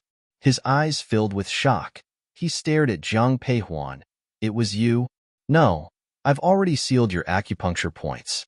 You sealed my acupoints so that I can't use my martial arts, but you can't stop me from using poison." "Poison?" Hearing Jiang Peihuan's words, the surprise in the man's eyes deepened. Facing his astonishment, Jiang Peihuan calmly stated, "Didn't your junior sister tell you? I'm a physician, well-versed in medical arts and adept at using poison." Jiang Peihuan interrupted the man's words and said lightly. The man didn't say anything else. Instead, he closed his eyes. A moment ago, a strange scene had appeared before his eyes. The man's figure suddenly changed. The clothes on his body kept shrinking. Soon, the man in front of him turned into a child. No, to be precise, it was a body with a child's body but an adult's face. Witnessing this scene, Jiang Peihuan's eyes were full of surprise. Han Feng whispered, "My queen, it's the bone shrinking technique." Such a technique actually exists in this world. In her previous life, Jiang Peihuan had heard about a martial skill on the martial arts world stage that allowed individuals to change their body size at will, known as the bone shrinking technique. Jiang Peihuan had always considered it a mere legend, not realizing its actual existence. "Hee, you thought poisoning me would leave me helpless against you?" The man, no, the child now, glared malevolently at Jiang Peihuan, sneering. As his voice trailed off, he charged directly at Han Feng and Jiang Peihuan. Seeing this, Jiang Peihuan immediately drew the whip from her waist. Even though her martial strength was temporarily hindered, her hand skills remained. Jiang Peihuan was fast, but the man was faster. He grabbed the whip Jiang Peihuan lashed out and yanked it forcefully. She was pulled off Han Feng's shoulders. "Queen Cheng?" Witnessing this, Han Feng immediately reached out. However, the man scoffed and blocked Han Feng. As she was falling, Jiang Peihuan instinctively held her belly, her back facing the ground. However, she felt herself being caught by someone's embrace. Soon after, Han Feng's excited voice reached her ears, "Master?" Hearing this voice, Jiang Peihuan immediately opened her eyes. The one holding her was none other than Xiao Nani. Xiao Nani's men had their unique ways of communication, so upon receiving the message, Xiao Nani hurried over without delay. Recalling what he had just witnessed, Xiao Nani's eyes filled with fury. As he held Jiang Peihuan, the man applied force to his wrist, throwing her onto his back. Lying on Xiao Nanyes's back, Jiang Peihuan instinctively held his neck.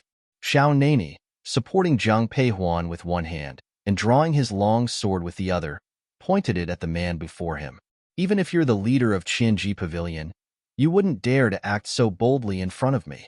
Just learning the basics of the bone shrinking technique, and you dared to harm my people? You're seeking death.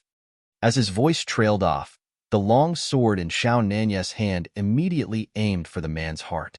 The man, now in the form of a child, moved with exceptional agility, effortlessly dodging Xiao Nanyes's sword. But Xiao Nanyes's moves grew faster and fiercer. Jiang Peihuan soon heard the man's screams of agony. Is everyone from the Qianji Pavilion as weak as you? With one hand supporting Jiang Peihuan and the other wielding the sword, Xiao Nani cut off the man's hand. The man, splashed in the water, stared at his severed wrist, eyes filled with terror and malice. After his hand was severed, the man's form changed again. Jiang Peihuan watched as he transformed back into his adult form. The prerequisite of the bone shrinking technique is an intact skeletal structure and limbs. Now, you can't use the bone shrinking technique ever again. Saying this, Xiao Nani raised his sword again. Seeing the sword aimed for the man's neck, Jiang Peihuan gently tapped on the man's shoulder. Wait. Hearing Jiang Peihuan's voice, even though the sword was close to the man's neck, Xiao Nani adjusted his aim, piercing the man's shoulder instead. Xiao Nani, let him go. Upon hearing Jiang Peihuan, Xiao Nani looked puzzled. But moments later, he sheathed his sword. Carrying Jiang Peihuan on his back, he walked out without glancing back at the man. Seeing this, Han Feng hastily followed. Master, this subordinate deserves to die. As soon as they left the basement, Han Feng knelt before Xiao Nani. Xiao Nani, looking at the kneeling figure, had a gloomy expression in his eyes. Xiao Nani, this wasn't Han Feng's fault. He was captured because he was concerned for my safety. After leaving the basement, Jiang Peihuan wanted to walk by herself, but Xiao Nani still carried her. Thus, she remained on Xiao Nanyes's back.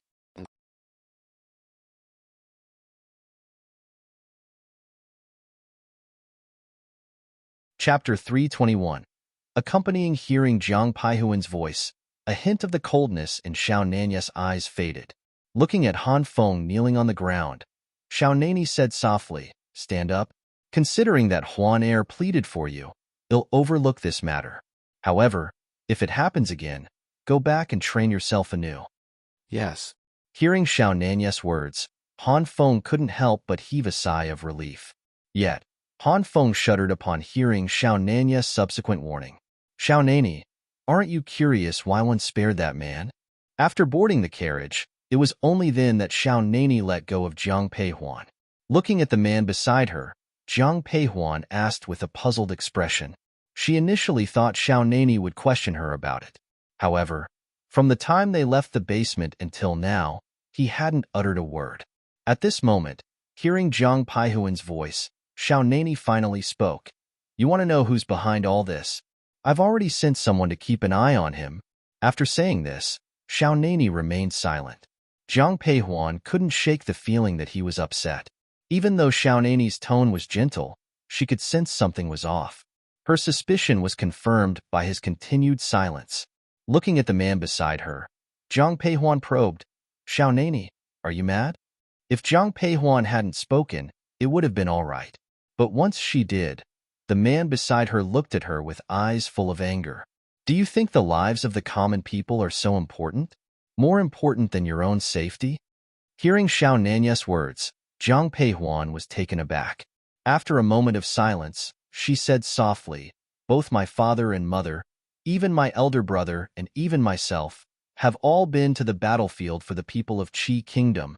It's not that I value the lives of the people more than my own, but I wish to help as many as I can. Her voice was soft but firm. For some reason, hearing her words, the anger in Xiao Nanyes's eyes seemed to dissipate. Xiao Nani, I promise you, will take care of myself in the future. After a pause, Jiang Peihuan turned to face the man beside her and said softly. As he sat by the window, Jiang Peihuan realized something. Whenever she was in Xiao Nanye's carriage, he always let her sit in the primary seat. Hearing Jiang Peihuan's voice, Xiao Nani suddenly reached out and held her. Resting his chin gently on her shoulder, he whispered, "It's all right. 111 protect you. So, can I go outside the city now?" Facing his displeased look, Jiang Peihuan said softly, "We cannot delay addressing the plague. With each passing day, countless more will be infected." In the end, Xiao Nani allowed Jiang Peihuan to go to the place she intended to visit, but this time, he chose to accompany her. While on the carriage, Jiang Peihuan was considerate of Xiao Nanye's feelings. But once they stepped out, hearing the cries of sorrow all around, she couldn't hold back. This was the residential area of Anzhou, where most of the people outside the city lived. When Jiang Peihuan arrived, she saw many lying on the ground, their faces pale. Witnessing this, Jiang Peihuan took out her handkerchief, tying it over her face. Then, she turned to Han Feng. "Prepare the medicinal herbs. One will check their pulses." Yes. "Is there anyone among you skilled in medicine?" The sudden appearance of Jiang Peihuan and Xiao Nani made these people show some hope. At this moment, when they heard Jiang Peihuan's words, a few of them stood up. "Do you know how to take a pulse?" Seeing the few nod their heads, Jiang Peihuan continued, "Join me and diagnose everyone present. Based on the diagnoses, categorize the patients. Those with milder symptoms will assist the more severely ill. Medicine will be distributed soon, and everyone must take it." "Who are you?" Some people were emotional upon hearing Jiang Peihuan's directives, yet there were also wary looks among the crowd. At this moment, Han Feng stepped forward and declared, "This is our Queen Cheng. This king is here on royal orders. Follow the queen's instructions or face death." With Xiao Nanye's stern warning, no one voiced any objections. Soon enough, the medicinal soup was distributed to all. After ensuring that the situation was under control in this area, Jiang Peihuan moved on to another location. On the third day, instead of seeing the commoners, Jiang Peihuan noticed Wan Dashan hurriedly departing. Wan Dashan also noticed Jiang Peihuan and Xiao Nani. Upon seeing them, he quickly bowed and then eagerly said to Jiang Peihuan, "Queen Cheng, I've heard you've managed to control the disease in Anzhou over the past few days. I wonder, could you help me with something?" While speaking, Wan Dashan cautiously glanced at Xiao Nani. Seeing no objection from him, Wan Dashan quickly approached Jiang Peihuan. "Queen Cheng, let me tell you, those bastards don't dare to face me head-on. They resort to despicable tricks and... Why are you so close? Just speak." Wan Dashan hadn't finished speaking when he was interrupted by Xiao Nanye's cold voice. Hearing this, Wan Dashan quickly retreated a couple of steps and looked expectantly at Jiang Peihuan. Seeing this, a smile formed in Jiang Peihuan's eyes. After thinking for a moment, she told Wan Dashan, "In that case, I'll accompany General Wan on this trip." "That's great." An hour later, Jiang Peihuan and Xiao Nani stopped at the mountain. "Queen Cheng, this is the place.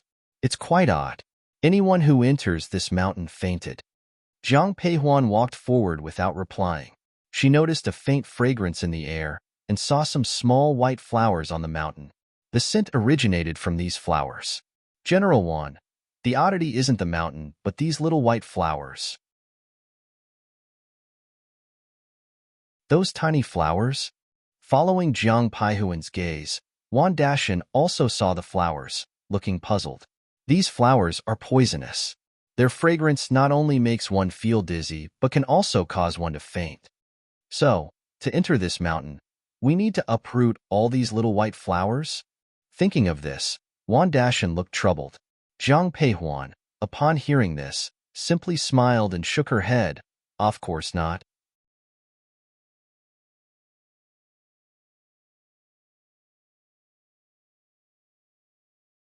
Chapter 322.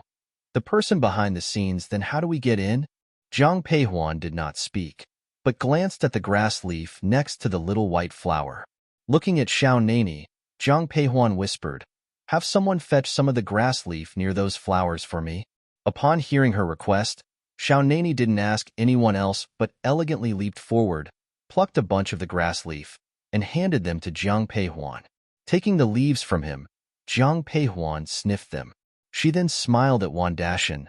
General Wan, have your soldiers eat these leaves. Once they do, they can safely pass. Did you all hear?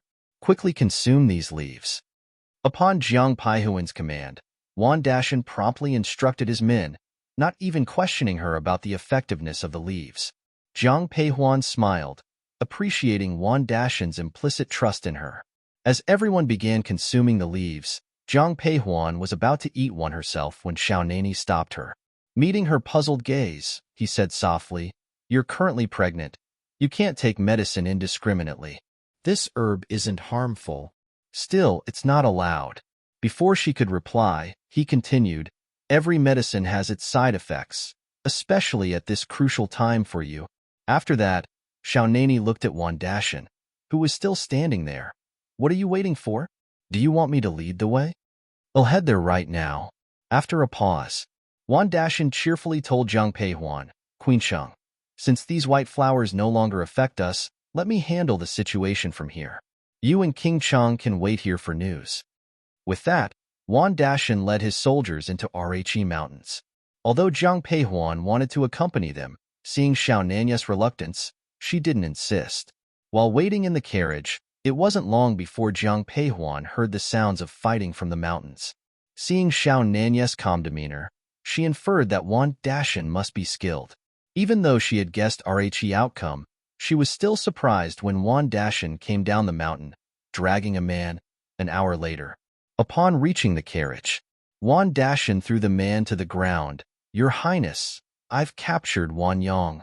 Wan Yang was the bandit leader of this mountain. Following the sound, Jiang Peihuan looked at the man on the ground. Had he not been brought down by Wan Dashan, she would have found it hard to believe he was a bandit leader. Wan Yang was wearing a blue robe, which Jiang Peihuan recognized as the attire of a scholar. "Wan Yang, you've utterly disgraced the Wan family." Wan Dashan's disdainful gaze settled on Wan Yang as he scolded him. Wan Yang, however, showed no emotion but replied with a faint smile, "In these chaotic times, with an ineffective emperor, why shouldn't one rise up?" "You think you're in the right to rebel? I should end you right now." Wan Dashan's eyes blazed with anger at Wan Yang's audacity. But Wan Yang's taunting smirk only deepened. "Even if you kill me, it won't stop those behind me from continuing their plans." "The people behind you?" The previously silent Xiaonani suddenly spoke. Hearing the voice, Wan Yang looked at Xiaonani. As their eyes met, there was a hint of astonishment and complexity in Wan Yang's eyes, but his expression quickly returned to normal. Facing Xiaonani, Wan Yang said with a faint smile, "King Cheng, do you really believe that one, a mere scholar, can command all these bandits? I'm just a puppet. If that's the case, who's the mastermind behind you? I can't tell you who's behind all this if you agree to one condition of mine.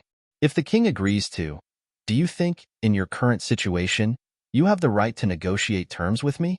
Xiaonani interrupted Wan Yang's speech. From the side, Wan Dashan chimed in with a mocking tone. "A mere prisoner, and yet you think you can negotiate with the icing? My patience is limited." Xiaonani's voice was soft burr held an intimidating undertone. Facing Xiaonani's gaze, Wan Yang shivered. Thinking of the words that person told him, he blurted out, "I'll tell." Looking tip at Xiaonani, he mustered the courage and said, "All of this, the great general instructed me to do." Even the men were arranged by him. Upon hearing Wan Yang's confession, everyone was stunned, including Jiang Peihuan in the carriage. There's only one great general in the Qi kingdom, and that's Jiang Hong.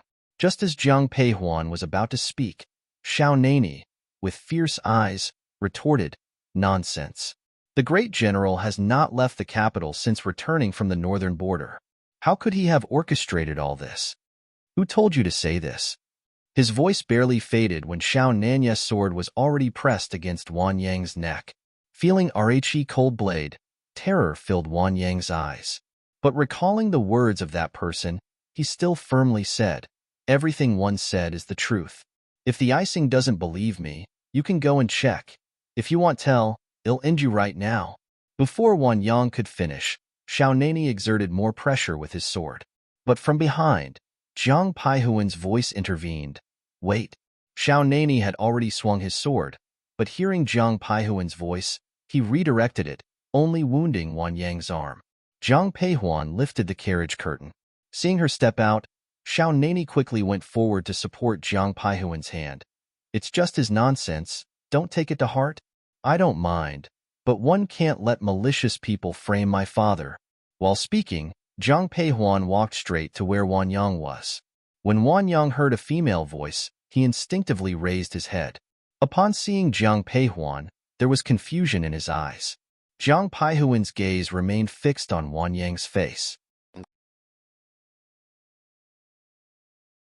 Seeing his expression, she smirked. You claim that my father is behind all this, yet you don't even recognize me.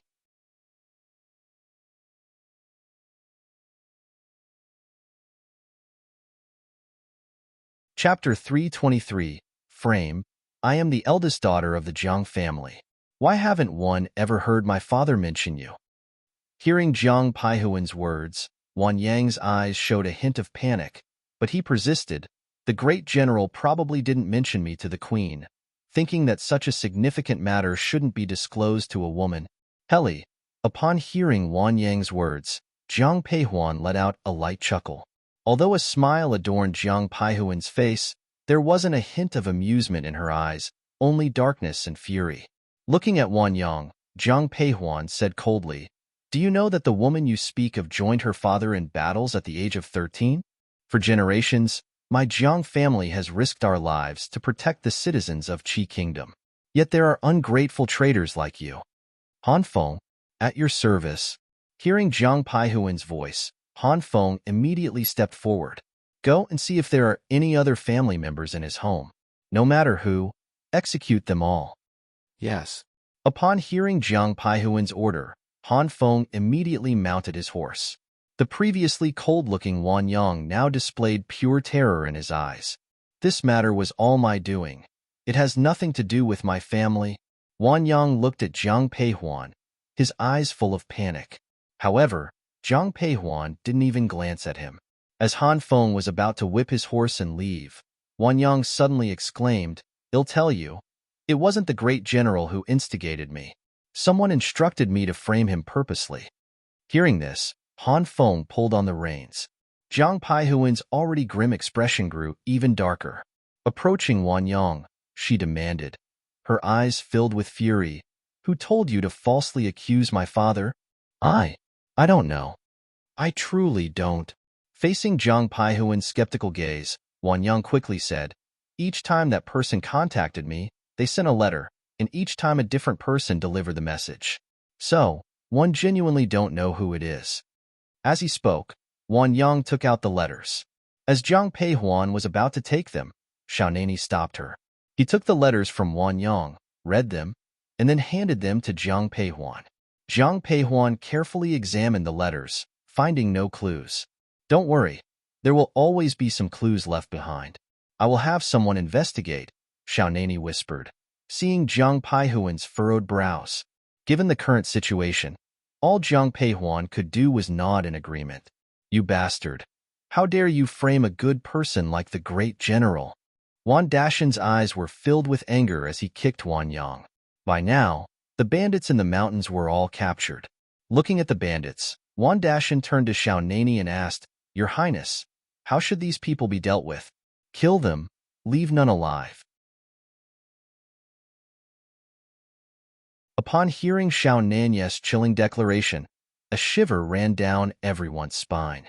Upon seeing the man's icy demeanor, everyone involuntarily shivered. Your Highness, would this be? If they were merely bandits, I might have spared their lives, Xiao Nani interrupted. But every one of them has the blood of the common people on their hands. Such people don't deserve to live. Soon, all the bandits were executed. The entire mountain was dyed red. Seeing this bloodshed, Jiang Paihuan's eyes were filled with mixed emotions. Huan Er, let's go back first. Xiao Nani approached and took Jiang Paihuan's hand, leading her onto the carriage. The carriage then headed straight to their mansion in the city. As soon as Jiang Peihuan sat down, she saw Han Feng rushing in. After bowing to the couple, Han Feng turned to Xiao Nani. Master, news has come from the capital. Go on. Our people followed Duan Yin when he left, and he went directly to the capital. His junior sister is the side consort of the Prince Qing's mansion. Although Xiao Nani had severed one of his hands, Duan Yin was still alive. Hearing Han Feng's words, Zhang Peihuan showed a hint of surprise. She had suspected many, but she never thought it could be Lin Mingyao. In the capital, Pines and Crane's pavilion. Inside the private room, Lin Mingyao looked at Duan Yin sitting across from her, her eyes reflecting a mixture of feelings.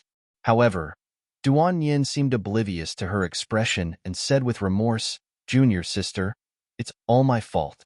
I not only failed to kill Zhang Peihuan, but also, it's all right, senior brother." Before Duan Yin could finish, Lin Mingyao gently interrupted. Gazing at Duan Yin, her eyes were filled with tenderness. "Senior brother, it's my fault. Because of me, you lost a hand to King Cheng and now can't practice bone shrinking technique. It's not your fault. How could this be blamed on you? It's all right. Even though I can't practice the bone shrinking technique, my skills remain. Once one recover, 111 definitely kill Zhang Peihuan for you." "It's too late."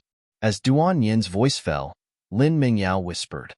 Seeing her, Duan Yin looked puzzled. "Junior sister, what do you mean it's two?" Before Duan Yin could finish, he felt a sharp pain in his abdomen. Touching his stomach, he looked in disbelief at Lin Mingyao. The gentleness in Lin/Yingio's eyes disappeared instantly, replaced by mockery. "Senior brother, you can't blame me. Blame yourself for being so incompetent. Zhang Peihuan is very smart. If you were still alive, she would surely trace it back to me. So, senior brother, please don't blame me." As she spoke, Lin Mingyao pulled out a dagger. She approached Duan Yin, aiming the dagger straight at his heart. "Ha ha ha!" But Duan Yin seemed oblivious to the dagger in Lin Mingyio's hand, bursting into laughter. The face of a grown man, yet he let out a sharp, childlike laugh, sounding eerily sinister. "Lin Mingyao, you truly are the rightful disciple of the old poison master. You are so ruthlessly cold. However, if you think you can kill me, it won't be that easy." With that, Duan Yin struck Lin Mingyao with a palm, sending her flying. Then he broke through the door and fled.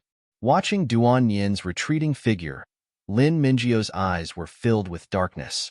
She wanted to order someone to chase after him, but she was too injured by Duan Yin's attack to even stand. Zhang Peihuan was entirely unaware of the events in the capital. The next day, Xiao Nani had everything packed up, intending to return to the capital with Zhang Peihuan. He left the matters of Anzhou in the hands of Jiang Changbai. Jiang Changbai was also deeply concerned about Zhang Peihuan's health, so he had no objections to Xiao Nani's arrangements. However, before leaving Anzhou, Xiao Nani sent a letter to Emperor Qi Ming.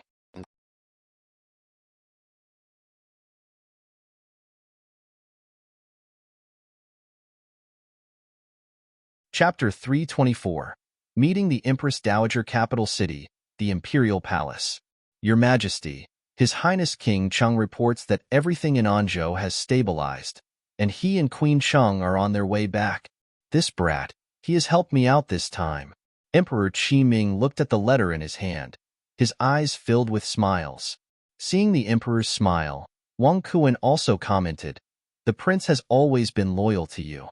He is my own younger brother. Of course he is loyal to me. But as for my several good sons, humph."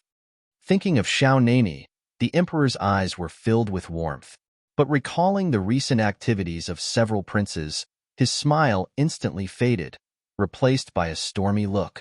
When Emperor Qi Ming received the news, others also got the message. The first to receive the news was the great Empress Dowager. Is he that lucky? The great Empress Dowager lay in bed, her eyes filled with anger. The old nanny didn't dare to make a sound. After the great Empress Dowager calmed down a little, she said softly, "It's all thanks to Queen Cheng that King Cheng is safe and sound this time. Zhang Peihuan, one might not be able to do anything to Xiao Nani, but I can certainly deal with her, can I? Go find 2 good-looking maids for me. Your Royal Majesty, it's said that King Cheng values the Queen greatly. If you send people to him at this time, It might upset him. So what if I upset him? Will he dare to harm me? He wouldn't dare harm you, your royal majesty, but I'm afraid he might take out his anger on the prince. The old maid whispered the last part. The great Empress Dowager's expression darkened upon hearing this. However, she coldly said, Queen Cheng is now pregnant. One can grant 2 maids to King Cheng, and nobody can say anything about it. The old nanny still wanted to say something, but seeing that the great Empress Dowager had already made up her mind, she didn't say anything more. By the time Zhang Peihuan and Xiao Nani returned to the capital, it was already half a month later. Emperor Qiming had Wang Kuren wait at the city gate. Soon, the couple followed Wang Kuren to the palace. As they disembarked the carriage, Zhang Peihuan quietly asked Wang Kuren, How has your health been lately? Thanks to the medicine from the queen, I've been feeling much better. That's good. After saying this, Zhang Peihuan didn't say more. She and Xiao Nani proceeded to the Qinqing Palace. Quick, get up. Upon seeing Emperor Qiming, both Zhang Peihuan and Xiao Nani paid their respects. However, as Xiao Nani bent down, the emperor reached out to support him. Zhang Peihuan, on the other hand, knelt directly. Seeing this, Zhang Peihuan's eyes filled with exasperation. Xiao Nani, seeing Zhang Peihuan on the ground, immediately helped her up, right in front of Emperor Qiming. The emperor, seeing this, coughed lightly and said, Queen Cheng, please rise. Thank you, your majesty. Nani, you've done a great service this time. This time, the quick stabilization of Anzhou was all thanks to Huan Er. Before Emperor Qiming could finish, Xiao Nani interrupted him. Hearing this, the corners of the emperor's mouth twitched. Just as he was about to speak, he heard the eunuch's voice coming from the door. Your Majesty, the great Empress Dowager heard that King Cheng and the Queen Cheng have entered the palace and has specially summoned the queen. Since the great Empress Dowager has summoned you, Queen Cheng, you should go and pay your respects. Upon hearing this, Xiao Nani was about to object, but Zhang Peihuan gently tugged his sleeve. With a glance towards the emperor, Zhang Peihuan politely responded, Yes, your majesty. As she entered the inner chamber, she noticed 2 stunningly beautiful maids. With just one glance, she discerned the great Empress Dowager's intentions. As expected, I heard that you are pregnant? Yes, your royal majesty. Although Nani is not of my own blood, he grew up before my eyes. Now that you are pregnant, let these 2 maids serve him. Technically, these arrangements should be made by you, his legitimate wife. But you are young, so one took the liberty. Go and meet them. Hold on. Before Zhang Peihuan could speak, a deep male voice sounded from behind. Rushing into the chamber was Xiao Nani, closely followed by Emperor Qiming. Upon seeing Xiao Nani, a mixture of surprise and warmth flashed across Zhang Peihuan's eyes.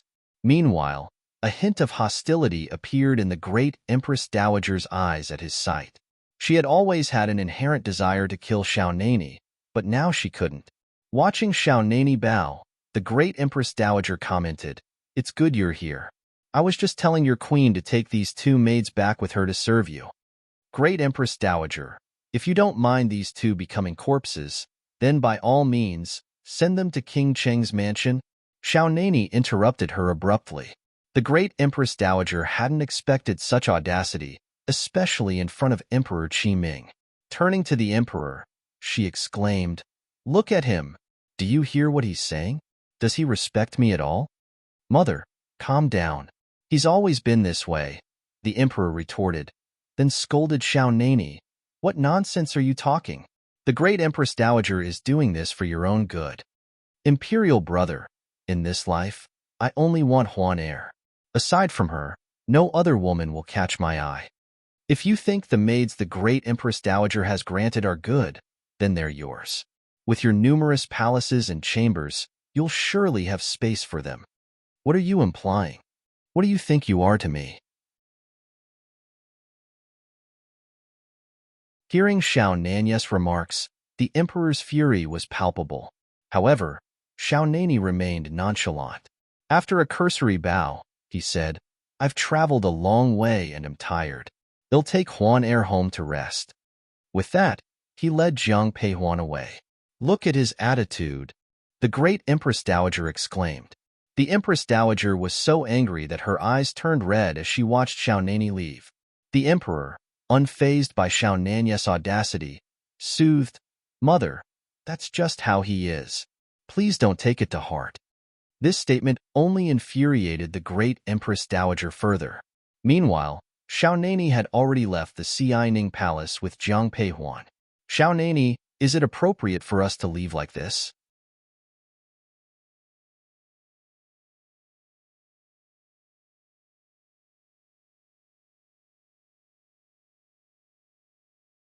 Chapter 325. The Empress is pregnant, don't worry. I know what to do. Hearing Jiang Peihuan's words, the man whispered in reply. Upon hearing what Xiaonani said, Jiang Peihuan chose not to comment further. Initially, Jiang Peihuan had planned to leave the palace directly with Xiaonani. But when they reached the door of Kuanning Palace, Jiang Peihuan suddenly thought of the Empress. After pondering for a moment, Jiang Peihuan turned to the man beside her and said, "Xiaonani, let's go see the Empress." Okay. Xiaonani held the Empress in good regard, so when he heard Jiang Peihuan's suggestion, he did not decline, choosing to accompany Jiang Peihuan to Kuanning Palace instead. "Why are the two of you free to visit today? One heard you both returned from Anzhou. I was thinking of summoning you to the palace tomorrow." As Jiang Peihuan and Xiaonani entered the Kuanning Palace, the Empress was in conversation with her maidservant. Seeing the two of them, the Empress' eyes lit up with joy. "Greetings to the Empress." Approaching the Empress, both of them bowed. As Jiang Peihuan prepared to bow, the Empress reached out to hold her hand. Holding Jiang Peihuan's hand, the Empress softly said, "Now that you're pregnant, refrain from excessive formalities. After all, we're family. No need to be so formal. One mustn't discard courtesy." "You?" Hearing Jiang Peihuan's response, a deeper smile formed in the eyes of the Empress. Back when Jiang Peihuan had cured her of the poison, the Empress was immensely grateful. However, if Jiang Peihuan disregarded etiquette now, the Empress, though silent, would have reservations.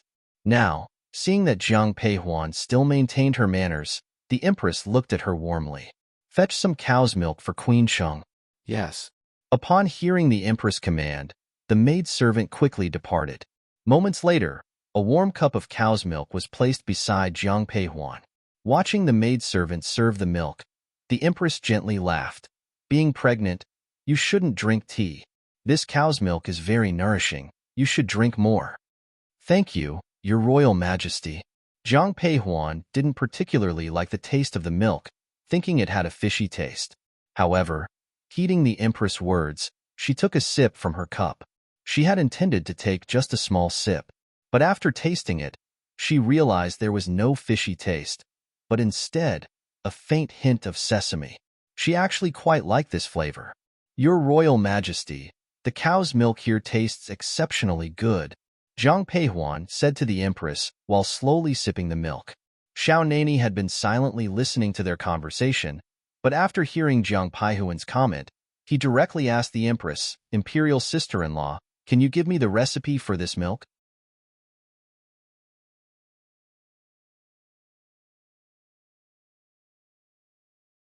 "You really don't stand on ceremony."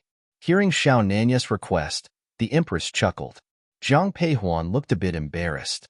However, since Xiaonani had already asked, Jiang Peihuan remained silent. "When you leave the palace later, they'll have someone provide you with the recipe." "Thank you, Imperial sister-in-law." "Thank you, Empress." Upon hearing the Empress' words, Jiang Peihuan and Xiaonani both expressed their gratitude. The Empress, however, laughed it off. "It's just a recipe, nothing significant. Your Royal Majesty, I came today to take your pulse." At this moment, Jiang Peihuan revealed her purpose for visiting the Kuanning Palace. Hearing this, the Empress nodded and extended her hand. "Huan heir, then 111 have to trouble you." "You're too kind, Your Royal Majesty." As she spoke, Jiang Peihuan approached the Empress. After sitting down next to her, she reached out to feel the Empress' pulse. At first, Jiang Peihuan's expression was calm, but as time went on, her eyes widened in surprise. "Huan heir, Is there something wrong with my body? The time Jiang Peihuan spent checking the Empress pulse was longer than usual. By the time she released the Empress hand, the Empress couldn't help but look at her with growing anxiety. Hearing the Empress words, Jiang Peihuan replied, "Congratulations, Your Royal Majesty." "Congratulations?" "Huan heir, where does this joy come from?" Confusion clouded the Empress' eyes. In response to her puzzled look, Jiang Peihuan whispered, "Your Royal Majesty, I've just checked your pulse and found that you're pregnant." "Huan heir, is that true? Am I truly pregnant?" Upon hearing Jiang Peihuan's words, the Empress was stunned. A few seconds later, her eyes filled with excitement, she tightly grasped Jiang Peihuan's hand. Jiang Peihuan nodded affirmatively. "Indeed, Your Royal Majesty is pregnant. Is this really true?"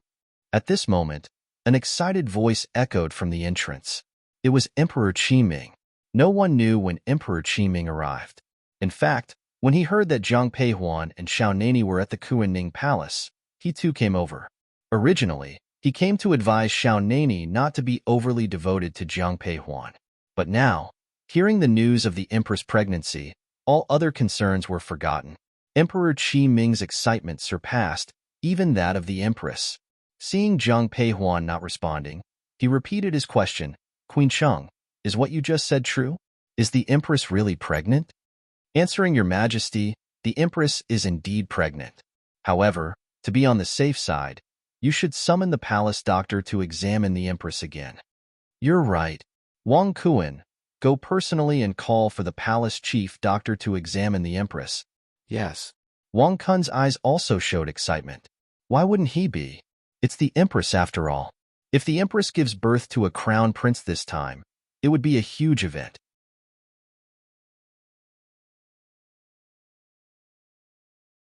Others might not know, but as someone who has served Emperor Qiming for decades, Wang Kuren knew very well. Emperor Qiming held traditional views. In his eyes, the heir is most important. This was also why, for so many years, Emperor Qiming did not name a crown prince. As long as the Empress delivers an heir, the title of crown prince will be beyond the reach of other princes. The chief doctor quickly arrived at Kuanning Palace to check the Empress' pulse. His diagnosis confirmed Jiang Peihuan's findings.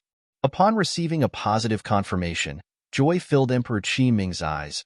Rewards for everyone in Kuanning Palace. "Thank you, Your Majesty. Congratulations to Your Majesty and the Empress." Hearing Emperor Qiming's words, everyone joyously expressed their felicitations. At this time, the Empress, with a smile, said to Emperor Qiming, "If you truly wish to reward, you should properly reward Huan heir. One owe my pregnancy to her."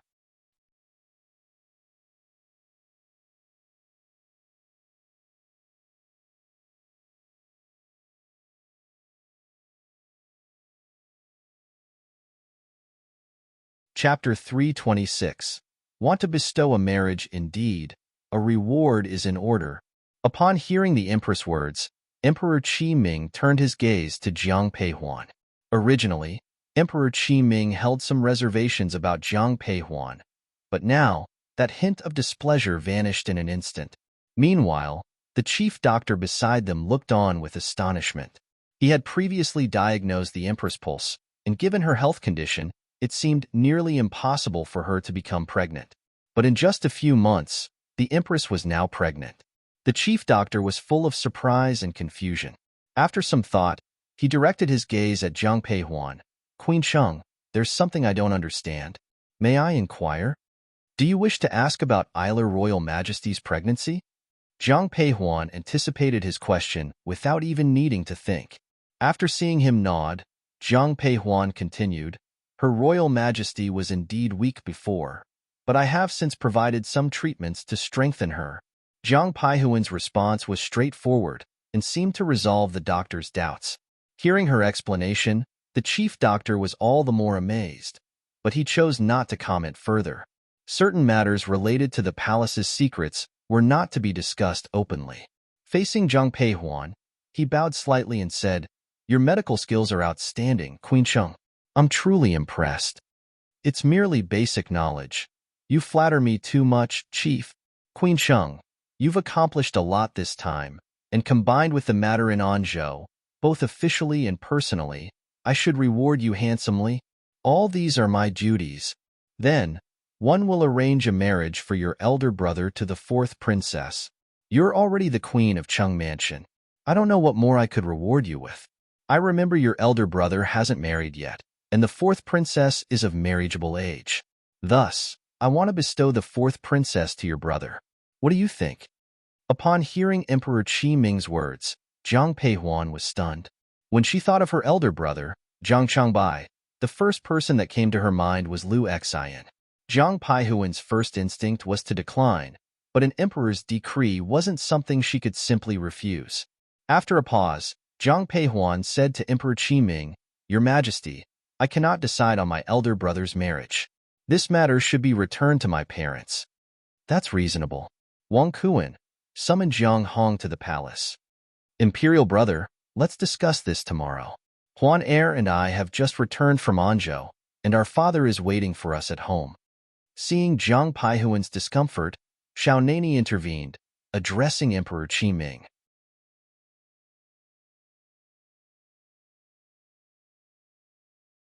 Heeding Xiao Nani's advice, Emperor Qi Ming decided not to pursue the matter further, focusing his attention on the empress instead. Seeing this, Jiang Peihuan and Xiao Nani took their leave. Upon exiting Kuan-Ning Palace, Jiang Peihuan's face revealed a troubled expression. Inside the carriage, Xiao Nani saw Jiang Peihuan's troubled face and reached out to hold her hand, whispering, "It's all right, don't worry. This marriage proposal might not even come to pass. I'm afraid my elder brother only has Xian air in his heart. Although grandmother hasn't given her consent, she hasn't shown the same level of opposition as before. One believes it's only a matter of time. If news of the bestowed marriage breaks out now, both my elder brother and Lu Xian will be devastated. It's okay. As long as the imperial decree isn't issued, there's still room for change." Now, that was the only way, especially since Jiang Changbai was still on his way back from Anzhou. Jiang Peihuan and Xiao Nani didn't return to the Cheng Mansion, but went straight to the general's mansion. Just as they arrived at the entrance, they saw a crowd waiting. Led by Jiang Hong, the entire Jiang family was there, including Jiang Ruyun, who had recently married. By her side stood Xiao Jun. Xiao Jun's mental state had improved considerably compared to before. Seeing this, Jiang Peihuan let out a sigh of relief. However, recalling what Emperor Qi Ming had said in the palace earlier, Jiang Peihuan couldn't help but frown. "Huan Er, you're finally back?" "Yes, eldest sister. You have no idea how much mother has been missing you these past days." Beside them, Jiang Zijian laughed softly in response to Shui Yan's words. Hearing this, Jiang Peihuan smiled and held Shui Yan's hand. "I'm sorry for making mother worry. It's good that you're back. By the way, your grandmother is waiting for you in the Chrysanthemum Hall. You should go greet her." "All right, I'll go now." With that, Jiang Peihuan headed in the direction of the Chrysanthemum Hall. Meanwhile, Jiang Hong spoke kindly to Xiao Nani. "I heard the empress is pregnant?" "Yes, when we were in the palace, both Huan Er and the chief doctor confirmed it. Imperial sister-in-law is indeed pregnant." "That's good news. If the empress gives birth to a prince, it'll be great for consolidating the central palace's power. If it's a prince, of course it's great. However, father, don't forget that the child in imperial sister-in-law's womb could also be a princess." Xiao Nanya's tone was very calm, but upon hearing this, Jiang Hong's excitement quickly faded. Yes, it could also be a princess. Given this situation, the empress might be under a lot of pressure. This was said by Shui Yan. Upon hearing her words, everyone fell silent.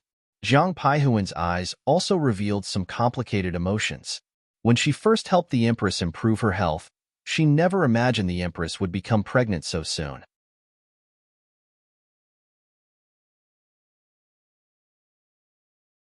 Initially, everyone was elated at the news, but now, Jiang Peihuan began to doubt whether it was truly a blessing. Huan Er. Lost in her thoughts, Jiang Peihuan arrived at the entrance of the Chrysanthemum Hall. As she entered, she immediately saw old Madame Jiang standing at the entrance. "Grandmother?" Upon seeing her, Jiang Peihuan quickly approached, but before she could bow, Old Madame Jiang grasped her hand. I'm so glad you're back. Of course I would return. I promised to be here for your grand birthday celebration. Come, sit with me. Oh, Nani, you're here too? Holding on to Jiang Peihuan, old Madame Jiang started walking in, but after a few steps, as if remembering something, she stopped and turned to Xiao Nani, smiling warmly. Hearing her words, Xiao Nani replied with a gentle smile, Thank you, grandmother. The longer he stayed with the Jiang family, the more he cherished their warmth and hospitality. It felt like home. Brother-in-law, this is fruit wine I brewed myself. Please have a taste. Just as Xiao Nani settled down, Jiang Xijin hurriedly approached him, presenting a small porcelain bottle. For you? For me. Seeing the porcelain bottle in Jiang Xijin's hand, Xiao Nani replied with a smile. Meeting his gaze, Jiang Xijin nodded in confirmation.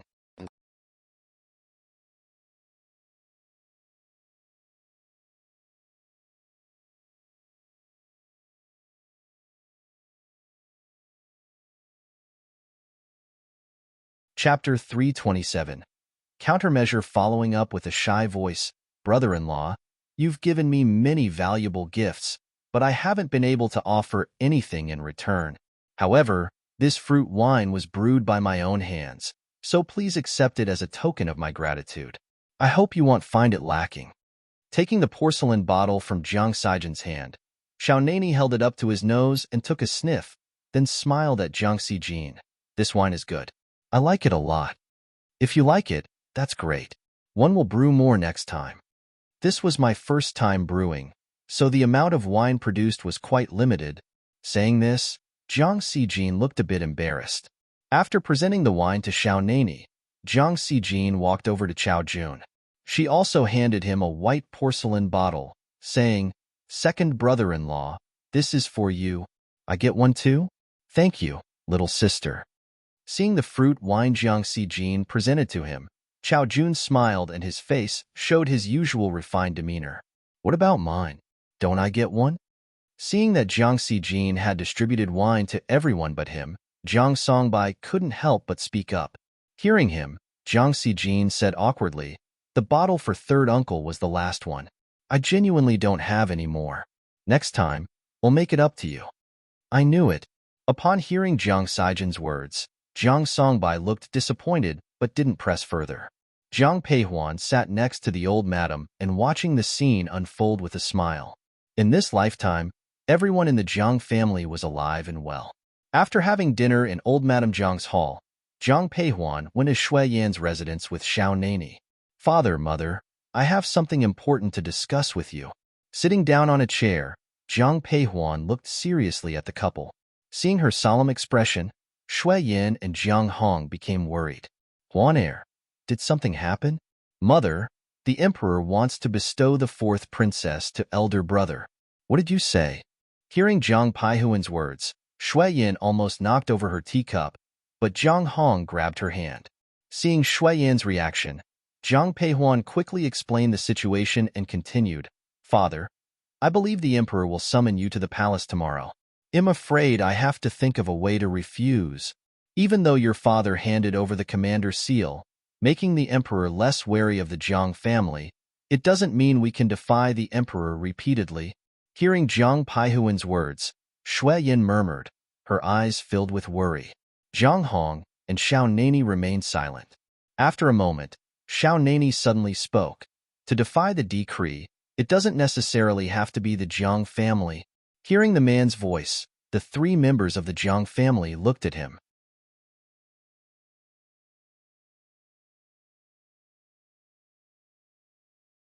Meeting their gaze, Xiao Nani calmly stated, From what I know, the fourth princess, being spoiled by Dream Empress, is very unruly. The Dream Empress has always wanted to marry the fourth princess to her nephew. So she introduced the fourth princess to Zhao's son a long time ago. If this information reaches the fourth princess, Dream Empress, and the Zhao family, they'll be even more anxious than the Jiang family. It seems we need to find a way to let this news reach the fourth princess. We'll get someone to do this. Hearing Xiao Nany's words, Jiang Peihuan nodded without saying anything. Regarding Xiao Nany's knowledge of palace matters, Zhang Peihuan was not surprised at all. After all, Xiao Nani grew up in the palace, so it's quite common for him to be aware of these things. With a plan in place, the worry in Shui Yan's eyes had somewhat diminished. Seeing that Zhang Peihuan and Xiao Nani were still sitting, she whispered, "Huan heir, you and the king must be tired after your journey. It would be best if you both returned to Plum Garden to rest." Yes. After paying their respects to Jiang Hong and Shui Yan, Zhang Peihuan and Xiao Nani headed back to Plum Garden. As soon as they entered the courtyard, a white figure rushed towards Zhang Peihuan. Who else could it be if not Xiaobai? When Xiaobai reached Zhang Peihuan, it stopped but kept circling around her excitedly. Seeing Xiaobai's enthusiastic behavior, Zhang Peihuan bent down to pet its head. "Xiaobai, you've grown bigger again." The current Xiaobai probably weighed close to 400 pounds, its head reaching up to Zhang Peihuan's waist. As Zhang Peihuan reached out to pet Xiaobai, it licked her hand. Perhaps it had been a while since they met. Xiao Nani, watching this scene, didn't say anything but also reached out to pet Xiaobai. Xiaobai, perhaps recognizing the king from a long time ago, licked his hand in return, much to Xiao Nani's dismay.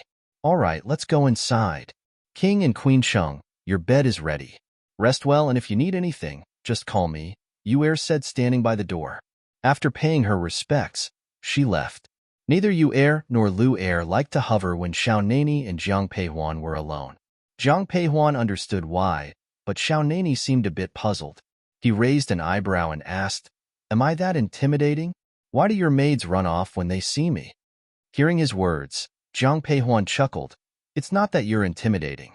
They just don't want to be caught up in any potential trouble." His confusion cleared with her explanation. Smiling, Xiao Nani commented, "The people around you are quite clever." Of course. Both Zhang Peihuan and Xiao Nani were genuinely tired, and after chatting a while, they soon lay down to sleep. Yet, that night, many found it hard to sleep. In the mansion of Prince Qing, Xiao Juanhao sat in his study. Facing Pei Wu, he asked coldly, "Are you certain the Empress is pregnant?"